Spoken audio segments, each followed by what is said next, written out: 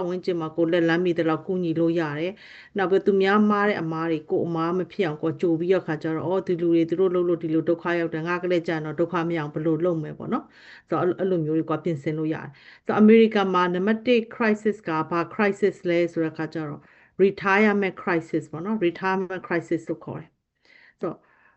ဒီနိုင်ငံမှာဖြစ်တဲ့ crisis ကိုပြောပါတော့ဆိုတော့ဒီ AI မှာရိုက်ထည့်ကြည့်လိုက်ပါတော့ဒါ Google မှာဒါအားလုံးဒီ Google ရှိတဲ့လူရိုက်ထည့်ကြည့်လို့ရတယ်ဆိုတော့ retirement crisis ဆိုလို့ရှိရင်သူက auto ထွက်လာလိမ့်မယ်ဒီမှာလေ auto ထွက်လာလိမ့်မယ်ဆိုတော့ဒီ retirement crisis ကဖြစ်တဲ့ဟာဘာဖြစ်လို့ဖြစ်တာလဲဆိုတဲ့အခါကျတော့နံပါတ်1ကကျတော့ငွေစုတဲ့လူအရင်နည်းလာတယ်ပေါ့နော်ပတ်စံစုတဲ့လူအရင်နည်းလာတယ်စုတဲ့နှုန်းကအရင်နည်းလာတယ်အမေရိကန်တော်တော်များများက retirement အတွက်ဟိုလုံလောက်မစုထားကြဘူးပေါ့နော်လုံလောက်မစုထားကြဘူးဒီ58တန်းလောက်ကလုံးဝကိုမရှိတာဘာ saving မှမရှိဘူးလူ58တန်းလောက်ကဘာ saving မှမရှိဘူးဒါတစ်ချက်ပေါ့နော်နောက်တစ်ခုကကြတော့ inflation ကကုန်ဈေးနှုန်းတွေအရင်တက်လာတယ်အရင်ဈေးတက်လာတယ်ပေါ့နော်ဈေးတက်လာအဲ့တော့ကိုထင်ထားတာကတစ်လောက်2000လောက်ဆိုအေးဈေးလောက်တယ်ထင်တယ်အခုအဆင်မပြေတော့ဘူးပေါ့နော်ဒါမျိုးတွေနောက်တစ်ခုကတော့မမျော်လင့်ထားတယ်လူတိုင်းကမမျော်လင့်ကြဘူးကျွန်တော်ပြောလိုက်လို့ရှိရင်လေလူတိုင်းတော်တော်များများပြောလိုက်လို့ရှိရင်အဲ့လောက်ထိအသက်မရှိပါဘူးပဲလူတိုင်းပြောကြကျွန်တော်တို့လူမျိုးတွေကပဲကို short တွက်လို့လားမသိဘူး longevity ပေါ့နော်ဒီအသက်ရှည်တဲ့လူပိုများလာတယ်80နဲ့အထက်တွေအများကြီးပဲဖြစ်လာတယ်အသက်ရှည်လာတယ်အဲ့လိုမျိုးဖြစ်တဲ့အတွက် income ကနည်းလာတယ်ပေါ့နော်နောက်ပြီးတော့ဒီ retirement ကဘာဖြစ်လာဆို traditional pension နဲ့အမေရိကမှာမရှိတော့ဘူး community တော်တော်များများ pension မပေးတော့ဘူး 401k တွေကပဲစုရတယ်ဆို 401k ကစုရမှာ retirement အတွက်စုရမှာဒါပေမဲ့ 401k ကအသက်65နှစ်မရောက်ခင်လူတွေကပျောက်သွားပြီ 401k အလုတ်ကတစ်ခုနဲ့တစ်ခုပြောင်းရင်ထုတ်သုံးပလိုက်တယ် roll over လုပ်မယ်အစားပေါ့နော်နောက်ပြီးတော့လည်းကြိုပြီးပတ်စံမရှိဘူးဆိုဒါတွေကဖြစ်တယ်ပေါ့နော်အဲ့လိုမျိုးဖြစ်တဲ့အတွက်ဘာတွေဖြစ်လာလဲဆိုလို့ရှိရင် out living saving တွေဖြစ်လာတယ်အသက်ကရှည်နေရဝင်ငွေကမရှိတော့ဘူးနောက် insecure ဖြစ်လာတယ်ပေါ့နော်တဖြည်းဖြည်းနဲ့ကိုယ့်ရဲ့ဘဝမလုံခြုံလာဘူးဆိုတဖြည်းဖြည်းဆင်းရဲတဲ့လူတွေတဖြည်းဖြည်းများလာတယ်ပေါ့နော်နောက်စိတ်နဲ့ပတ်သက်တဲ့ကျန်းမာရေးထိခိုက်တဲ့လာရင်လည်းများလာတယ်ဆိုတော့ဒါတွေကိုကမဖြစ်အောင်ဆိုလို့ရှိရင်တော့ကြိုပြီးရခါကျတော့ဒီကိုယ့်ရဲ့ဒီ retirement အတွက်ကိုကြိုပြီးတော့ပတ်စံစုရမယ်ပေါ့နော်ကို retirement အတွက်ကိုဆိုတော့ဒါတွေကတော့ဒီ internet မှာဖတ်ကြည့်လဲရပါတယ်ဒီ retirement crisis နဲ့ပတ်သက်တာဒီ crisis တစ်ခုပေါ့နော်ဆိုတော့ဒီ crisis ကိုတစ်ခုရနောက် crisis ကဘာလဲဆို education crisis ပေါ့နော်အမေရိကမှာ education crisis ကဘာဖြစ်လဲဆို student လုံးတွေအများများပြီးတော့အကျွေးတွေဒီ student လုံးအကျွေးတွေ trillion နဲ့ချီပြီးတော့ရှိလာတယ်ဒီ education crisis ဖြစ်လာတယ်နောက်တစ်ခုကတော့ spending crisis လို့ခေါ်ပါတော့ကိုမချန် spending crisis လို့ခေါ်တယ်ပတ်စံသုံးတာအရန်လွယ်လာတယ်ခုနောက်ပိုင်း online shopping တွေအရန်ပေါ်တယ်နင်တို့ online shopping တွေကိုကအကုန်လုံးဟိုသွားစမ်းမလို့အခုလိုမျိုးမိုးအေးတယ် weather မကောင်းဆို online ကနေကြည့်ပြီးကို shop လုပ်နေလို့ရတယ်ဆိုအိမ်မှာဆိုလို့ရှိရင်လည်းကလေးရှိရလူဆိုသိလိမ့်မယ်တစ်ချိန်လုံးအမေဇုံကနေအထုပ်ကြီးအထုပ်ငယ်နေပေါ့နော်ဒါဒီ၃ခုကဒါအမေရိကန်မှာဖြစ်နေတဲ့ crisis ၃ခုပေါ့နော်ဆို retirement ကို retirement ဆိုတာဒီအသက်60 65လောက်မှစဉ်းစားမှာမဟုတ်ဘူးပေါ့နော်ကျောင်းတို့ရလူငယ်တွေကိုအသက်18 19 20တဲ့စပြီးတော့တင်ပေးရတယ် retirement ကိုလေ retirement ဆိုတာပါလေဒီဟာနဲ့ပတ်သက်ပြီးကိုကပတ်စံကြိုပြီးတော့ save လုပ်ရမယ်ဆိုတဲ့ဟာပေါ့နော်ဟိုကလေးတွေဆိုလို့ရှိရင်ကျောင်းတို့ကလေးတွေဆိုလို့ရှိရင်session နှစ်ပြည့်ရဆိုရင်နံပါတ်1ပထမဆုံးသူတို့စလုပ်ခိုင်းတာကျတော့ဒီ IUL နဲ့ long term care ပေါ့နော် IUL နဲ့ long term care ဘာလို့သူတို့ဘဝမှာလူဖြစ်တော့မယ်မိဘနဲ့အတူမနေတော့ဘူးကျန်းမာရေးတစ်ခုဖြစ်တဲ့ကင်ဆာဖြစ်တဲ့ကာအက်ဆီဒန့်ဖြစ်တဲ့အဲ့လိုမျိုးဒုက္ခမရအောင်ပေါ့နော်ဘာဖြစ်လို့လဲဆိုတော့ဒီ long term care ဆိုတာကျတော့ရှောက်ရတာအရန်ခက်တယ်ဥမာကွာအယိုးမှာအခုဆိုလို့ရှင်တငယ်ချင်းတယောက်ကသားလေးသူအားကစားလုပ်တော့အယိုးထိတယ်ခြေထောက်ကခွဲရမယ်အဲ့လိုမျိုး case တွေဘာ long term care မှမရဘူးเนาะတဲ့လားဟိုခြေထောက်နာတယ်ပခုံးနာတယ် therapy သွားတယ်ဟိုကသွားတယ်တရားသွားအဲ့ long term care လုံးဝမရတဲ့ case တွေလူငယ်အသက်နဲ့မဆိုင် long term care ဆိုလေဆိုတော့ဟိုကိုကကြမ်းမာနေလို့ဘာမှမဖြစ်ခင်ဘာမှဒူးကမနာခင်ခြေထောက်ကမနာခင်ခါမနာခင်ဟိုကျမဆိုခါနာတယ်ခဏဆေးရုံတက်ရတယ်အားလုံးသိတယ်ဒါမျိုးတွေမဖြစ်ခင်မှာဒီ long term care ဆိုတာအရင်ဆုံးရှောက်ထားရတာတခုခုဖြစ်တယ်ဆိုအယိုးပွားတယ် osteoporosis ရှိတယ် long term care မပေးတော့ arthritis ရှိတယ် long term care မပေးတော့ဒါမျိုးတွေပေါ့နော်အဲ့လိုမျိုးဒီလိုမျိုးဒီအယိုးနဲ့ပတ်သက်တာတွေဖြစ်လာဆိုတော့ long term care ဆိုအသက်16နှစ်ပြည့်တဲ့အချိန်မှာ long term care အရင်စစုခိုင်းရတယ်ဒီ IUL နဲ့ long term care ပြီးသွားပြီဆိုသူတို့ raw IRA ကိုစတင်ပေးရတယ်ဟေး IRA ဆို retirement ကောက်ဆိုအသက်ကြီးမှထုတ်ရတာအသက်60မှထုတ်ရတာမင်းတို့ထုတ်ဖို့ကလုံးဝမစင်စားနဲ့အပြတ်တစ်ခါလေးပြောလိုက်ရတယ်မဟုတ်ဘူးဆိုလို့ရှိရင်လူတော်တော်များများကကျောင်းတော်တော်များများပတ် တော့စထုတ်ရမလဲကိုအရင်စဉ်းစားတာပေါ့နော်ပတ်စံစုမယ်ဆိုလို့ရှိရင်အရင်စထုတ်ရမလဲဒီဥစ္စာ retirement account အတွက်ဖြစ်တယ် retirement account ဆိုတာထုတ်ဖို့ကလုံးဝမစဉ်းစားနဲ့ဆိုပြီးတခါလေးပြောလိုက်ရတယ်အဲ့လိုမျိုးပေါ့နော်စပြီးတော့တင်ပြရတယ်ဒီ retirement နဲ့ပတ်သက်တဲ့ဟာနောက်ပြီးတော့ဒီအခုအစိုးရနဲ့ပေးတဲ့ pension တွေပေါ့နော်အစိုးရ pension တွေ government pension တွေ government pension တွေကကြတော့ဒီ federal job မှာလုပ်တဲ့လူတွေရှိတယ် CD job မှာတချို့ CD မှာ CD အလုပ်ကိုပေါ့နော်ပြည်နယ်အလုပ်ကို state အလုပ်ကိုလုပ်တဲ့လူတွေ pension ရှိတယ်ဆိုတော့ဒီ pension တွေကတော့ရှိနေတော့မယ်ဒါပေမဲ့တချို့က benefit တဖြည်းဖြည်းနည်းလာတယ်အရင်တော့လို့မဟုတ်တော့ဘူးနောက်ပြီးတော့လည်းဒီ government job တော်တော်များများလည်း secure မဖြစ်တော့ဘူးเนาะ secure မဖြစ်တော့ဘူးဆိုတော့ဒီ retirement နဲ့ပတ်သက်တဲ့ account တွေကျွန်တော်တစ်ချက်လောက်အမြန်ပြောပြမယ်ပေါ့เนาะခေတ်စားနေတဲ့ဟာတွေတစ်ခုလောက်အမြန်ပြောပြမယ်ဒီ generally ကဒီ American ဆိုကဒီ retirement နဲ့ပတ်သက်တဲ့ save လုပ်တာတွေအကုန်လုံးကိုသူကဘာလုပ်ပေးလဲဆိုလို့ရှိရင်tax defer လုပ်ပေးတယ်ထည့်လိုက်တာနဲ့အခွန်မကောက်ဘူးဟေးမင်းတို့တွေဒီထဲမှာပတ်စံထည့်ကြလုံးဝအခွန်မကောက်ဘူးပေါ့နော်လုံးဝအခွန်မကောက်ဘူးဆိုပြီးအခါကျတော့ဒီ retirement အတွက်ပတ်စံစုရဆိုလို့ရှိရင်အခွန်ကို short ပေးထားတယ်ဆိုတော့အခွန်ပတ်စံမြန်တက်တာပေါ့အခွန်မပေးရတဲ့ခါကျတော့တဖြည်းဖြည်းတက်လာတယ်ပေါ့နော်ဆိုတော့အဲ့ဒီမှာကိုက plan ဆွဲမယ်ပေါ့နော် plan ဆွဲမယ် retire သွားဖို့အတွက်အသက်16နှစ်လောက်ထဲစပြီးမှန်းလို့ရတယ်နော် retire ဆိုအသက်65နှစ်80မှမဟုတ်ဘူးကျွန်တော်ကတော့ဒီမြို့ဘူးတုဒနဲပါတဲ့အတွက် retirement ကိုစစဉ်းစားတဲ့အချိန်မှာကိုကအသက်30ဖြစ်နေအသက်30ကျမှမဖြစ်တော့ဘူးစပြီးတော့ plan လုပ်ရတော့မယ်ဆိုပြီးစဉ်းစားတာပေါ့နော်အသက်24 25လောက်က3လို့ဖြုံလို့ကောင်းလို့ကားသေးဝယ်စီးပျော်ပါလို့ကောင်းတော့မှရှိသေးတယ်ဆိုတော့နံပါတ်1ကကြတော့ဒီ retirement မှာပေါ့နော် retirement မှာကိုကဘာတွေဖြစ်ချင်တာလဲဘာတွေလုပ်ချင်တာလဲကိုကစဉ်းစားလိုက်တာပေါ့နော်ကိုက retirement မှာကို retire သွားတဲ့အချိန်မှာချမ်းချမ်းသာသာဖြစ်ချင်တယ်ငါတို့မီလီယံနာဖြစ်ချင်တယ်တချို့ retirement သွားတဲ့အခါမှာမဟုတ်ဘူးကျမကြီးမကောင်းလို့ရှင်ရောပတ်စံပေးရမလဲတချို့ travel လုပ်မယ်ပေါ့နော် retire သွားတဲ့အချိန်မှာဘာပတ်မယ် travel လုပ်မယ်ကိုအလုပ်ရှိတော့မသွားနိုင်ခဲ့တဲ့ကိစ္စတွေပေါ့နော်ဒါဆိုလဲtravel လုပ်တာဆိုလဲကျွန်တော်ဆိုလဲ dream တစ်ခုထဲမှာပါတယ်ပေါ့နော်အခုလဲ travel လုပ်တာပဲဒါပေမဲ့အခု travel လုပ်တာ10ရက်လောက်ဆိုပြန်လာတယ်ကို့မှာအိမ်ရှိရကလေးလည်းငယ်ကလေးလည်းကိုနဲ့မလွတ်သေးဘူးပေါ့နော်မလွတ်သေးဆိုပြန်လာတကယ်တော့နိုင်ငံတစ်ခုမှာကျွန်မ5-6လနေချင်တာဂျပန်မှာ6လလောက်သွားနေလိုက်ကိုရီးယားမှာ6လလောက်သွားနေလိုက်မလေးရှားမှာသွားနေလိုက်အဲ့လိုမျိုးပေါ့နော်ကိုရဲ့လွတ်လပ်ကိုသွားချင်တဲ့နိုင်ငံမှာအဲ့လို6လတနေ့အဲ့လိုမျိုးသွားနေချင်တာဆိုလူတိုင်းကိုရဲ့ goal ရှိရပေါ့နော်အဲ့ဒီမှာဒီကိုယ့်ရဲ့လိုအပ်ချက်တွေပေါ့နော်လိုအပ်ချက်တွေအတွက်ကိုဒီ company နဲ့ပတ်သက်တဲ့ group plan ပေါ့နော် 401k တို့ 403b တို့ 401k ဆိုတော့ private company ကပေးတာ 403b ဆိုတာ non profit သမားတွေရတာပေါ့နော်457ဆိုတာကျ state က city ကလူတွေလောက်တာ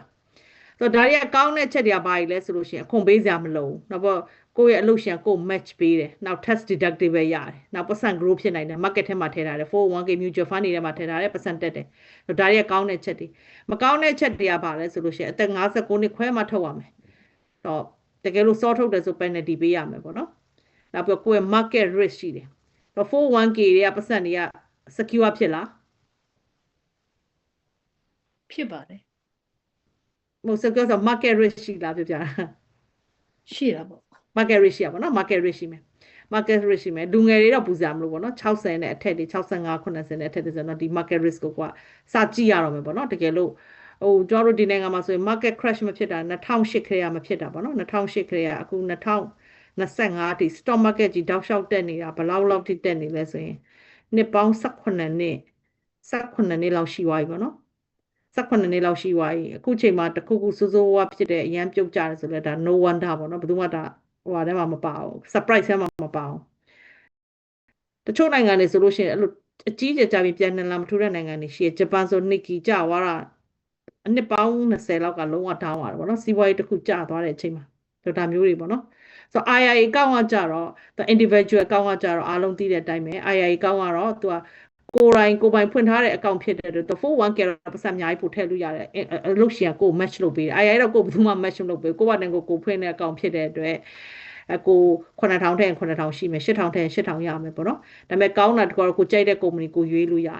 တယ်တချို့ IIA နဲ့အိမ်ဝယ်တဲ့လူရှိတယ်တချို့ IIA နဲ့ stock တွေဝယ်ထားတဲ့လူရှိတယ်တချို့ IIA နဲ့ index တွေဝယ်ထားတဲ့လူ ETF fund တွေဝယ်ထားတဲ့လူရှိမယ်ပေါ့နော်ဆိုတော့ခါကျတော့ဒါမျိုးတွေဝယ်ထားလို့ရတယ်ဆိုတော့ ဒီမကောင်းတာကတော့ခုနလိုပဲ long term plan ဖြစ်တဲ့အတွက်59နှစ်မှထုတ်ရမယ်စောစောထုတ်တယ်ဆို penalty ပေးရမယ်ပေါ့နော်ဒီ market risk ရှိတယ်ဆိုတော့ဒါတွေနောက်တစ်ခါ raw IIA ကတော့ဒါကတော့ဟိုအားလုံးကြိုက်တဲ့အထက်မှာတစ်ခုပါတယ်ပေါ့နော်ဘာဖြစ်လို့လဲဆိုတော့ပြန်ထုတ်တဲ့အချိန်မှာအခွန်ပေးစရာမလိုပြန်ထုတ်တယ်ဒါပေမဲ့ပြဿနာဘာလဲဆိုတဲ့ခါကျတော့ကျွန်တော်တို့ကစုပ်လဲစုစားလဲယူခုတော့ကျွန်မအခွန်အများကြီးပေးရမှာအင်ကန်ကောင်းတယ်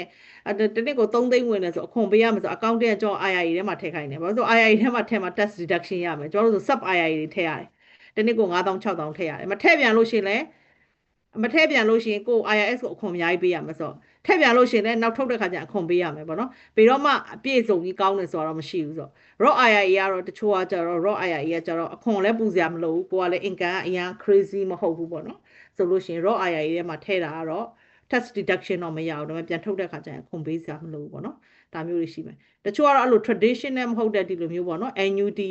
annuity plan တွေထဲမှာထည့်တာလည်းရှိတယ်ဆို annuity ကကြတော့သူကကောင်းကျိုးနဲ့ဆိုးကျိုးတွေရှိတယ် annuity ဆို retirement account ပေါ့နော် retirement account ကောင်းကျိုးကဘာလဲဆိုလို့ရှိရင်ကောင်းကျိုးကကြတဲ့ခါကျတော့သူက guarantee lifetime income ပေးတယ် annuity နဲ့ထည့်လိုက်လို့ရှိရင်ကိုပတ်စံ run out ဖြစ်မှာပူစရာမလိုတော့ကို dementia ဖြစ်နေလေရမယ်ဟိုတချို့ဆိုကိုက stock market stock တွေစော့နေကိုကကိုကျွန်မဒီနေ့တခုမှတွေ့ဘူးတယ်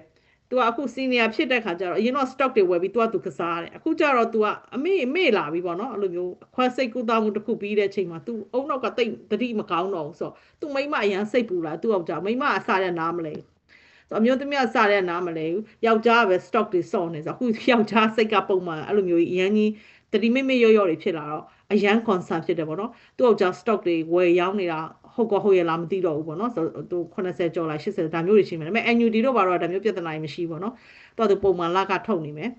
ဆိုတော့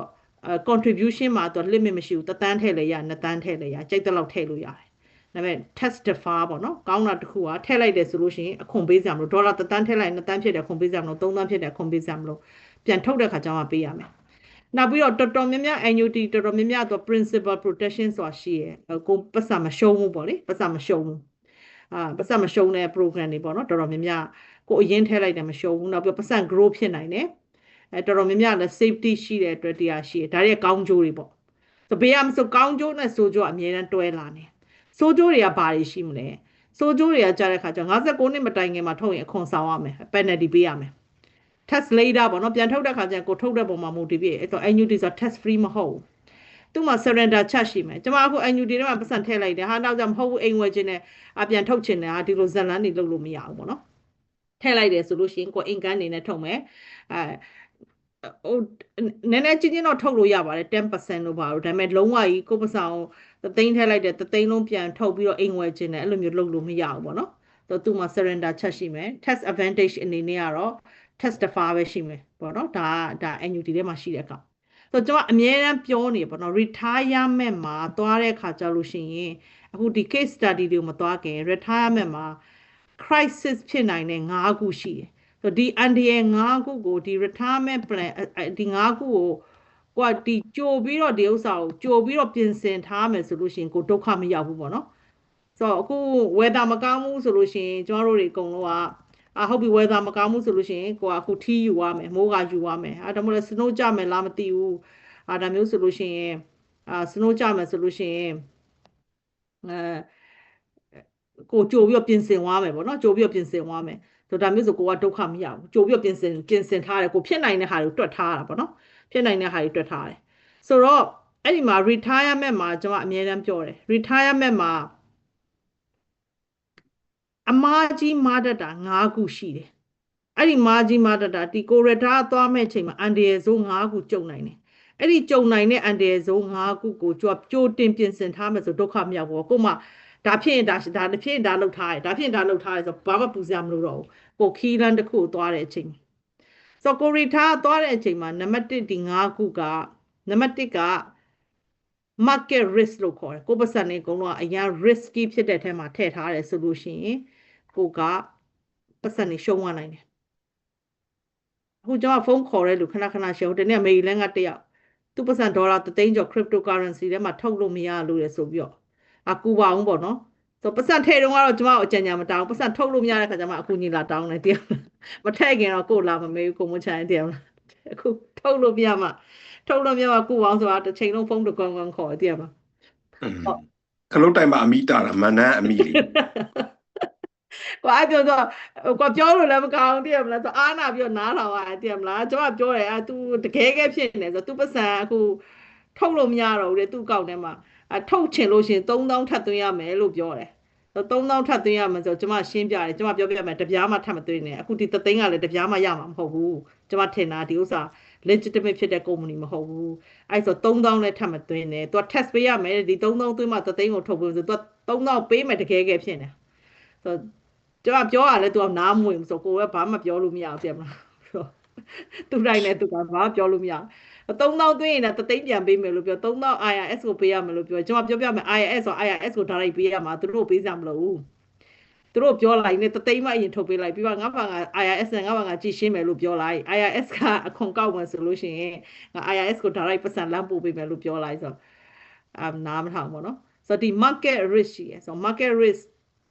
တခုပေါ့နော်ဆိုတော့နောက်တစ်ခုကကြတော့ဒီ market risk ကိုဟုတ်ပြီ market risk ရှိရယ်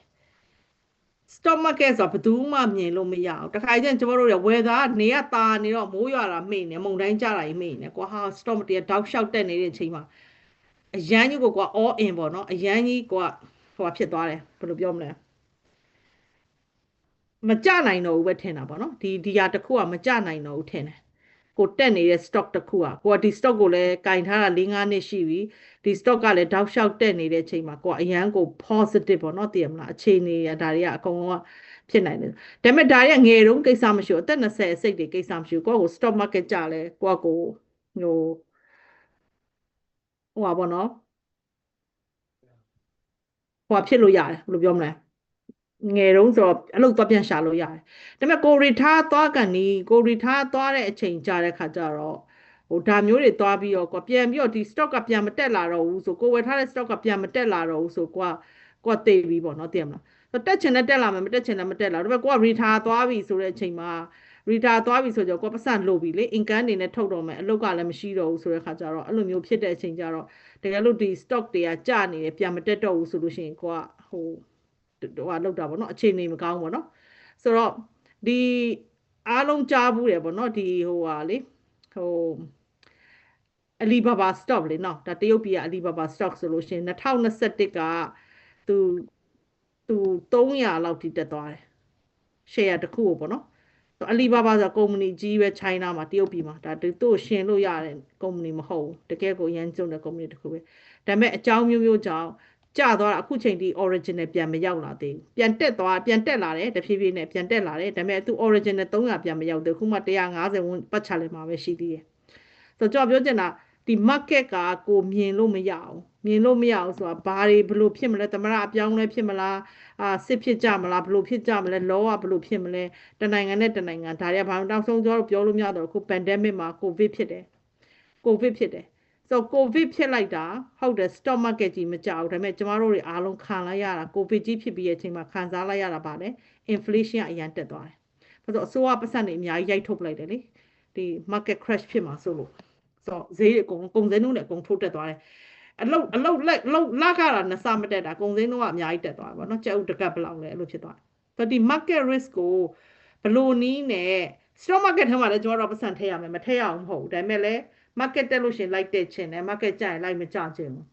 အဲ့လိုမျိုး product တွေကိုကရှားမှာပေါ့နော်ဒီ solution အနေနဲ့ကကိုယ့်ရဲ့ပတ်စံကိုဘေး plan ထဲမှာထည့်ရမလဲဆိုလို့ရှိရင်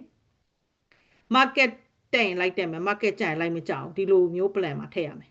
နောက်တစ်ခုကကြတော့ကို financial professional တွေနဲ့တိုင်ပင်မယ်ပေါ့နော်နောက်တစ်ခုကတော့ဒါကတော့ဒီ risk ကိုနည်းနည်းဟိုလုပ်တဲ့ dollar cost averaging တို့ဘာလို့ဒီလိုနီးနဲ့သုံးမယ်ဒါကဒီ market risk ဖြစ်တဲ့ဟာကိုပြောပြတာပေါ့နော် market risk ဖြစ်တာဘယ်လိုနီးနဲ့ပြင်ဆင်မလဲဆိုလို့ရှိရင်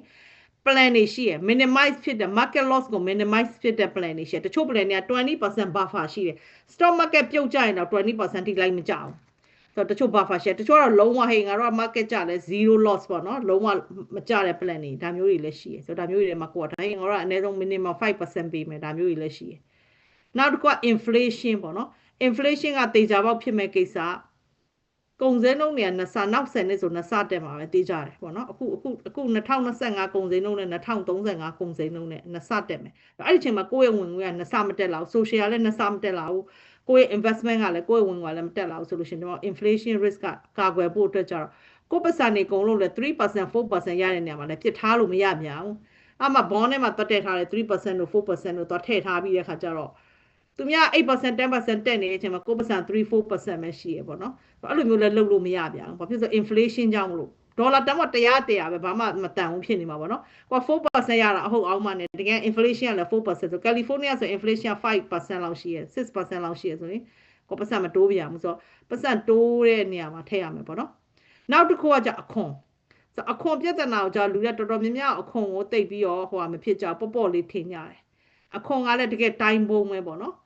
ဘာဖြစ်လို့လဲဆိုအခွန်ဆိုတာကအစိုးရဘေးအစိုးရဘလို့တက်မယ်ဆိုတာဘယ်သူမှမပြောနိုင်ဘူးအခုကျွန်တော်တို့နယူးယောက်မှာဆိုတထေးတွေကိုရန်လက်နေကြတယ်တကယ်လို့ကနယူးယောက်မေယာခုနလို socialist မေယာတက်လာမယ်ဆိုလို့ရှိရင်ငါတို့တွေတော့ဒုက္ခတော့ရောက်တော့မှာဆိုတချို့တထေးတွေငါတို့ပြောင်းရတော့မလားနယူးယောက် state ကနေပေါ့နော်ဆိုတော့ခါကျတော့အဲ့လိုမျိုးတွေပေါ့နော်ဒီဟာအတွက်ကိုဒီအခွန်အတွက်ကိုပြည်နယ်ကအနေနဲ့ပဲဖြစ်ဖြစ်ဒီ federal အနေနဲ့ပဲဖြစ်ဖြစ်အခွန်ဟိတ်နောက်စိုးရတက်လိုက်အခွန်တွေစွတ်ကောက်တော့မှလားပေါ့နော်ဆိုတော့ဒီကဘယ်လောက်ဖြစ်သွားမလဲဆိုတော့ကိုပတ်စံနေအကုန်လုံးက tax နဲ့ affect ဖြစ်တဲ့ plan မျိုးတွေခုနလို IRA လိုကောက်မျိုးတွေ 401k လိုကောက်မျိုးတွေဆိုလို့ရှိရင်ပြန်ထုတ်တဲ့အခါမှာအခွန်အများကြီးပေးရမယ်ကိုဘလို့တန်လဲတသိန်းထုတ်လိုက်တယ်3000လောက်က IRS ကို donation ပေးလိုက်တယ်ဆိုကိုပတ်စံ9000လောက်ပဲကျန်တော့တယ်ပေါ့နော်အဲ့လိုမျိုးတွေဆိုတော့ဒီအစိုးရအခွန်နဲ့တက်တာတဲ့အကောင့်ထဲမှာလည်းမျှပြီးတော့ထားမှာပေါ့နော်တချို့ဆိုကျွန်တော်တို့ဆိုလို့ရှိရင်ဒီ IRA backdoor IRA အနေနဲ့ပြန်ပြီးတော့ raw IRA တို့ဖြည်းဖြည်းချင်းပြောင်းယူရတယ် IRA အကောင့်ထဲကနေပေါ့ဖြည်းဖြည်းချင်း raw ထဲကိုပြန်ပြောင်းပေါ့နော်ဒီရှိထားပြီးသားဟာတွေနောက်တစ်ခုကတော့ကျန်းမာရေးနဲ့ပတ်သက်တဲ့ကျန်းမာရေးနဲ့ပတ်သက်တဲ့ဟာဒါလူမမြင်နိုင်တဲ့ဟာတစ်ခုနဲ့အကုန်ကြအများဆုံးတစ်ခုပေါ့နော် bankruptcy ဖြစ်ဆုံးတော့အများနဲ့ပြောနေကျမကြီးနဲ့ပတ်သက်တဲ့ဟာတစ်ခုဘယ်သူမှမထင်ထားတဲ့ကိစ္စပေါ့နော်ဝုန်းဆိုဖြစ်သွားလိုက်တဲ့အချိန်မှာ long term care ကိုပေါ့လေးထင်တာပေါ့နော်လူတယောက်9 3-4တောင်ပေးငါ့ကိုလာလုပ်ပေးမယ်လို့ထင်တယ်တကယ်တမ်းကျတချို့ case ဆိုလို့ရှိရင်လူ2ယောက်တောင်မလုပ်ပေးခြင်းတဲ့ case ရှိရအရန်ကြီးအခြေအနေဆိုကို2ယောက်တယောက်ထဲတော့တွဲလို့မရအောင်2ယောက်ကလာပြီးပြုစုပြမနေ့2ယောက်ည2ယောက်ခန့်ရတယ်လူမျိုးတွေဒါမျိုးတွေရှိရပေါ့နော်ဆိုဒီဟာကျမကြီးနဲ့ပတ်သက်တဲ့ cost တွေကျမကြီးနဲ့ပတ်သက်တဲ့ cost ကဘာဖြစ်မလဲဆိုကိုယောဂတစ်ခုခုစိုးရတဲ့ယောဂတစ်ခုခုဖြစ်လာတယ်ဆိုလို့ရှိရင်တကယ်လို့ဆေးတွေကဈေးကြီးတယ်ကိုဆေးရ Medicaid က cover မဖြစ်ဘူး insurance က cover မဖြစ်ဘူးဆို private ပေးရတာမျိုးတွေဖြစ်လာနိုင်တယ်ပေါ့နော်ဆိုအဲ့ဒီအတွက်ကိုဒီကျမကြီးနဲ့ပတ်သက်တာတွေကိုပြင်ဆင်ထားမယ်ကိုယ့် coverage ကိုနားလည်ထားမယ် Medicare ဘာတွေ cover ဖြစ်လဲကို payment တို့ကို insurance တို့ဒါတွေနားလည်ထားမယ်နောက်ပြီး nursing home ကိုနီးနားတစ်ဝိုက်က nursing home ကိုကြည့်ထားရမယ်အသက်ကြီးလာလို့ရှိရင်ဒီနာဇင်ဟုံးကိုသွားရင်ဘယ်လောက်ရှိနိုင်လဲဆိုငါတခုခုဖြစ်တယ်ဆိုနာဇင်ဟုံးကိုရောက်မယ်ဆိုလို့ရှိရင်ဈေးကဘယ်လောက်ရှိနိုင်လဲဘေးနာဇင်ဟုံးကကောင်းလဲနောက်ပြီးတော့လူငားမယ်ဟုံးဖက်ငားမယ်ဆိုလို့ရှိရင်ဘယ်လောက်ရှိနိုင်လဲပေါ့နော်ဆိုဒါမျိုးတွေတွေးထားတယ်နောက်တစ်ခုကတော့အသက်ရှည်တာကိုကြိုပြီးတော့တွေးထားတာပေါ့နော်အသက်60 100လောက်ထိမှန်းထားတာ85 90လောက်ထိတော့အနည်းဆုံးမှန်းထားတင်တယ်ပေါ့နော်အဲ့လောက်ကိုကမှန်းထားပြီးတော့ကိုပတ်ဆောင်အဲ့လောက်ထိခအောင်လုပ်ထားတာပေါ့နော်ဆိုတော့ဒါတွေက generally ရန်သူမျိုး5ပါးကျွန်မအမြဲတမ်းပြောတယ်ဆိုတော့ case study ကိုတစ်ချက်လောက်ကြည့်အောင်တခါကြောက်လို့ရှိရင်သူများရဲ့ case ကိုကြည့်လိုက်တဲ့အချိန်မှာကိုဟာနဲ့ကိုလမ်းဖြစ်မယ်ပေါ့နော်ကိုဟာနဲ့ကိုဘာတွေအမှားလုပ်မိလဲတော့ကောင်းတဲ့ case နဲ့မကောင်းတဲ့ case နဲ့တွဲနေအခုနောက်ဆုံး case ကကြတော့ကျွန်တော်ပြမယ်ပေါ့နော်ဒီတယောက်ကတော့သူက New Jersey ကဆရာဝန်တယောက်ပေါ့နော် New Jersey ကဆရာဝန်တယောက်ဖြစ်တယ်ဟိုကျွန်တော် retirement plan လောက်ခိုင်းတယ်ပေါ့နော်သူနဲ့တီးတာခုမလောက်ရှိသွားပြီပေါ့နော်နှစ်တော့မပြည့်သေးဘူးနော်နှစ်အဲ့လောက်ရှိသွားပြီဆိုတော့သူ့ရဲ့retirement ကိုကျွန်တော်လာတွက်ခိုင်းတယ်ဆိုတော့သူကအခုအသက်လောလောဆယ်မှာအသက်65နှစ်ရှိပြီပေါ့နော်အသက်65နှစ်68နှစ်ရှိပြီဆိုတော့သူကအခု retire သွားခြင်းတယ်ပေါ့နော် retire သွားခြင်းတယ်သူဘယ်တော့လောက်သွားမလဲဆိုသူမှန်းထားဒီတစ်နှစ်အတွင်းမှာဒါမှမဟုတ်နောက်နှစ်အတွင်းမှာပေါ့နော်ဟိုသူပြောတယ်ကျွန်တော်စေကန်းပိတ်မယ်လို့လည်းသူပြောတယ်စေကန်းပိတ်တော့နောက်နှစ်လောက်ဆိုလို့ရှိရင်ဘေး insurance မှလက်မခံတော့ဘူးလေသူပိတ်လိုက်တာကောင်းမှထင်တယ်လေဆိုပြီးတော့ကျွန်တော်လာပြီးအကြံဉာဏ်တောင်းတယ်ဆိုတော့သူသွားလို့ရလားမရလားကြည့်အောင်ပေါ့နော်တစ်ချက်တော့ဆိုသူကဒီနှစ်အတွင်းမှာအခုဆိုနှစ်ဆိုတာအခုဒီနေ့2026 February လောက်ဆိုတော့သူကထွက်ချင်ပြီသူအလုပ် retire သွားချင်ပြီပေါ့နော် retire သွားမယ်ဆိုတော့သူ့ရဲ့ဝင်ငွေကိုကျွန်တော် retire သွားမယ်ဆိုတာနဲ့ဗာကြည့်ရလဲဆိုဝင်ငွေနဲ့ထွက်ငွေနဲ့ကိုကြည့်ရတယ်သူအခုအလောက်ကရက်လိုက်တယ်စေကန်းပိတ်လိုက်ပြီဆိုတာနဲ့သူပတ်စံဘေးကဝင်မလဲနောက်တစ်ခုကကြားတဲ့ခါကျတော့သူ့ရဲ့အကုန်ကြစိတ်တွေကဘာတွေရှိလဲပေါ့နော်ကုန်ကြစိတ်တွေကဘာတွေရှိလဲ ဆိုသူက social ကနေကျွန်မတွက်ပေးလိုက်တာ social သူတစ်လောက်3500ရမယ်မစိုးဘူးပေါ့နော်3500သူများကြီး3500တော့မရအောင်သူက3500ရမယ်နောက်သူအိမ်တစ်လုံး Florida မှာအိမ်တစ်လုံးဝယ်ထားတယ်အိမ်တစ်လုံးဝယ်ပြီးတော့ငါးစားထားတဲ့ဥစ္စာဒေါ်လာ3000ရတယ်အဲ့အိမ်က mortgage မရှိတော့ဆိုသူ့ဝင်ငွေကအခု6500ရှိရ6500ရမယ်ပေါ့နော်ဒါအိမ်ရဲ့ငါးခါနဲ့အိမ်ငါးခါရမယ်ဥစ္စာနဲ့ဒီ social ရမယ်ဥစ္စာနဲ့6500ရှိမယ်အခုကတော့စေကန်းဖွင့်နေတော့ပတ်စံတော့ဝင်နေတာပေါ့လေဒါလို့စေကန်းပိတ်လိုက်တယ်ဆိုလို့ရှိရင်သူ့ဝင်ငွေရရက်သွားမယ်လေနော်ဆရာဝန်တို့ကျမတို့ nurse တို့ဆရာဝန်တို့ဆိုတာလူနာကြည့်တဲ့အချိန်မှာရလေလူနာမကြည့်တော့ဘူးဆိုပတ်စံမရတော့ဆိုတော့ဒီမှာသူ့ရဲ့ saving သူ့ရဲ့ stock ထဲမှာ stock တွေဝယ်ထားတာသူ3သိန်းလောက်ရှိရယ်နောက်ပြီး saving ထဲမှာ3သိန်းခွဲရှိတယ်နောက်ပြီး retirement account ထဲမှာ retirement account ထဲမှာသူ5သိန်းကျော်ရှိတယ်အကောင့်တစ်ခုက2သိန်းခွဲရှိတယ်အကောင့်တစ်ခုက2သိန်း9000ရှိတယ်ဘာနော်တော့ဒါသူရှိတဲ့ပတ်စံတွေပေါ့နော်နောက်ပြီးတော့အခု New Jersey ကအိမ်ကဒေါ်လာ1 သန်းလောက်တန်တယ်8သိန်းလောက်တန်တယ်8သိန်း1 သန်းနီးပါးလောက်တန်တယ်တော့ mortgage လုံးဝမရှိဘူး Florida အိမ်က5သိန်းလောက်တန်တယ်အဲ့ဒါလဲ mortgage လုံးဝမရှိဘူးပေါ့နော် mortgage လုံးဝမရှိဘူးဆိုတော့သူ့ရဲ့ကုန်ကျစရိတ်တွေကဒါသူ့ရဲ့ကုန်ကျစရိတ်တွေ property tax က1000 utility cable grocery shopping နောက်ပြီးကား payment တော့မရှိဘူးကား insurance တို့ကား gas တို့ဘာညာတွေပေါ့နော်နောက်ပြီးတော့သူ health insurance ကလည်း1500လောက်ပေးရတယ်နောက်ပြီးတော့1500လောက်ပေးရဆိုတော့သူတို့ကသူ့မိန်းမအတွက်ကောဝယ်ထားပြသူကတော့ Medicare ရပြီပေါ့နော်သူကတော့ Medicare qualify ဖြစ်နေတယ်ဒါပေမဲ့သူ့မိန်းမအတွက်နဲ့နောက်သူ့ရဲ့ဖြစ်ဆိုဝယ်ထားတဲ့ဥစ္စာတွေပေါ့နော်တော့အဲ့ဒီဥစ္စာတွေ1500ပေးရတယ်နောက်ပြီးတော့ခီးထွက်တာ1000လောက်ရှိရပါတော့ဆိုသူကုန်ကြစိတ်က8000လောက်ရှိရဆိုတော့အခုသူအလောက်ကရလိုက်မယ်ဆိုလို့ရှိရင်အခုသူ့ရဲ့ဝင်ငွေကဘယ်လောက်ရှိလဲအလောက်ကရက်လို့ရမယ်ထင်လားဒီဆရာက okay မထင်လားအားလုံးစဉ်းစားကူပြီးတော့စဉ်းစားကြည့်အောင်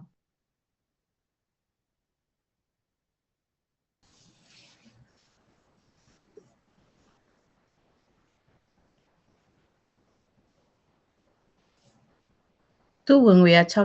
6500 expense က8000ဆိုတော့ဘယ်ရမလဲသူ့ရဲ့ဒီမှာ retirement ကောက်နေရှိရလေ share policy retirement account okay တော့ stock ထဲမှာ3သိန်းရှိရ saving ထဲမှာ3သိန်းခွဲရှိရ retirement ကောက်ထဲမှာ2သိန်းခွဲနဲ့2သိန်း9000နဲ့ရှိရ insurance က life insurance ကတော့မရှိဘူးသူက82နှစ်ကြာ expire ဖြစ်မယ်သူ term insurance ဝယ်ထားအဲ့ပြီးွားကြီးအဲ့ဒါသူကျမရလည်းတိတ်အကောင်းကြီးမဟုတ်အသက်ကဘယ်လောက်60နဲ့ခွန်69နဲ့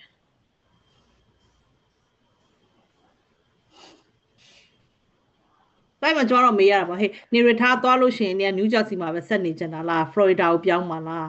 အဘိနိုင်တော့ Caribbean ကဆို Caribbean ကိုပြောင်းမှာလားဒါမျိုးတွေကိုမေးရပါတော့ဆိုတော့ New Jersey မှာပဲဆက်နေကြတယ်ဆိုတော့သူ့သမီးကလည်း New Jersey မှာပဲသူ့သားကလည်း New York မှာပဲဆိုတော့သားရောသမီးကတော့ကြီးပြီပေါ့နော်ဒါပေမဲ့သူတို့နှစ်ယောက်ကဆိုသားနဲ့သမီးနဲ့နီးနာနာပေါ့နော်အဲ့လိုမျိုးသူ့ရဲ့အိမ်မှာပဲ New Jersey အိမ်မှာပဲဆက်နေကြတယ်ပေါ့နော်အဲ့မှာကျွန်တော်ဒီ retirement account တွေကို retirement account တွေကိုဆိုသူ့မှာဒီမှာဆိုခုနretirement ကျမ9ခုရန်သူမျိုး9ပါးရှိတယ်အဲ့9ပါးတဲ့သူ့မှာဘာ risk တွေဖြစ်နိုင်လဲဒီထဲမှာဆိုလို့ရှိရင် inflation tax ရန်သူမျိုး9ပါးထဲမှာဒီဆရာကရန်သူမျိုး9ပါးထဲမှာသူဘာတွေနဲ့ညှိနိုင်လဲ inflation နဲ့ tax များတယ် inflation tax ဟုတ်ကဲ့ဒီ stock ထဲက3သိန်းကရော constructor risk risk ရှိတယ် high risk stock ထဲက3သိန်း high risk တိတ်မသေးကြဘူး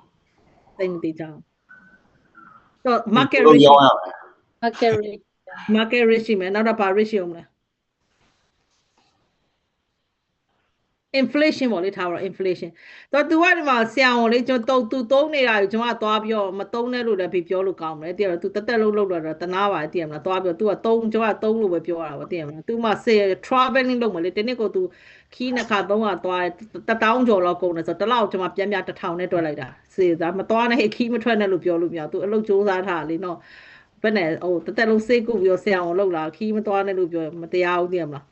တော့ personal care သူ3နာရီပါရှိမယ်တည်ရမလားဒါမျိုးတွေရှိမယ်သူမိမမိကိုသူမိမလုံးဝအလုံးမလုံး ဆို cell phone ရှိမယ်ဒီကိုယ့်ရဲ့ recreation ပေါ့နော် recreation သူမိမသူစေးကောင်ကိုပေးတာပေါ့နော်အခုတော့တကယ်လို့စေးကောင်ပိတ်လိုက်တယ်ဆိုတော့သူမိမအလုပ်မရှိတော့သူမလုပ်တော့သူမိမအလုပ်မလုပ်သူမိမကနည်းနည်းငယ်သေးတယ်ပဲတွေ့ထားသွားမယ်သူလည်း60လောက်ဆိုတော့သူလည်းမလုပ်တော့ဘူးလေသူကစေးကောင်ပိတ်သူလည်းပိတ်ပြီပေါ့နော်တော့ဒီမှာအဲ့လိုမျိုး risk တွေကျွန်တော်တို့ကကြည့်ရတယ်ပေါ့နော်ဆိုတော့ inflation risk နည်းနည်းရှိနိုင်တယ်ပေါ့နော်ဒီကောင်သူကအဓိကတော့ကျွန်တော်တို့ကဘာပူလဲဆိုလို့ရှင်ဒီ New Jersey လိုနေရာမျိုးမှာ property tax ကတက်နိုင်တယ်အခု12,000ပေးရတယ်တစ်နေ့ကို12,000 2000လောက်အသာလေးဖြစ်နိုင်တယ် New Jersey ဆိုတဲ့ state ကလည်း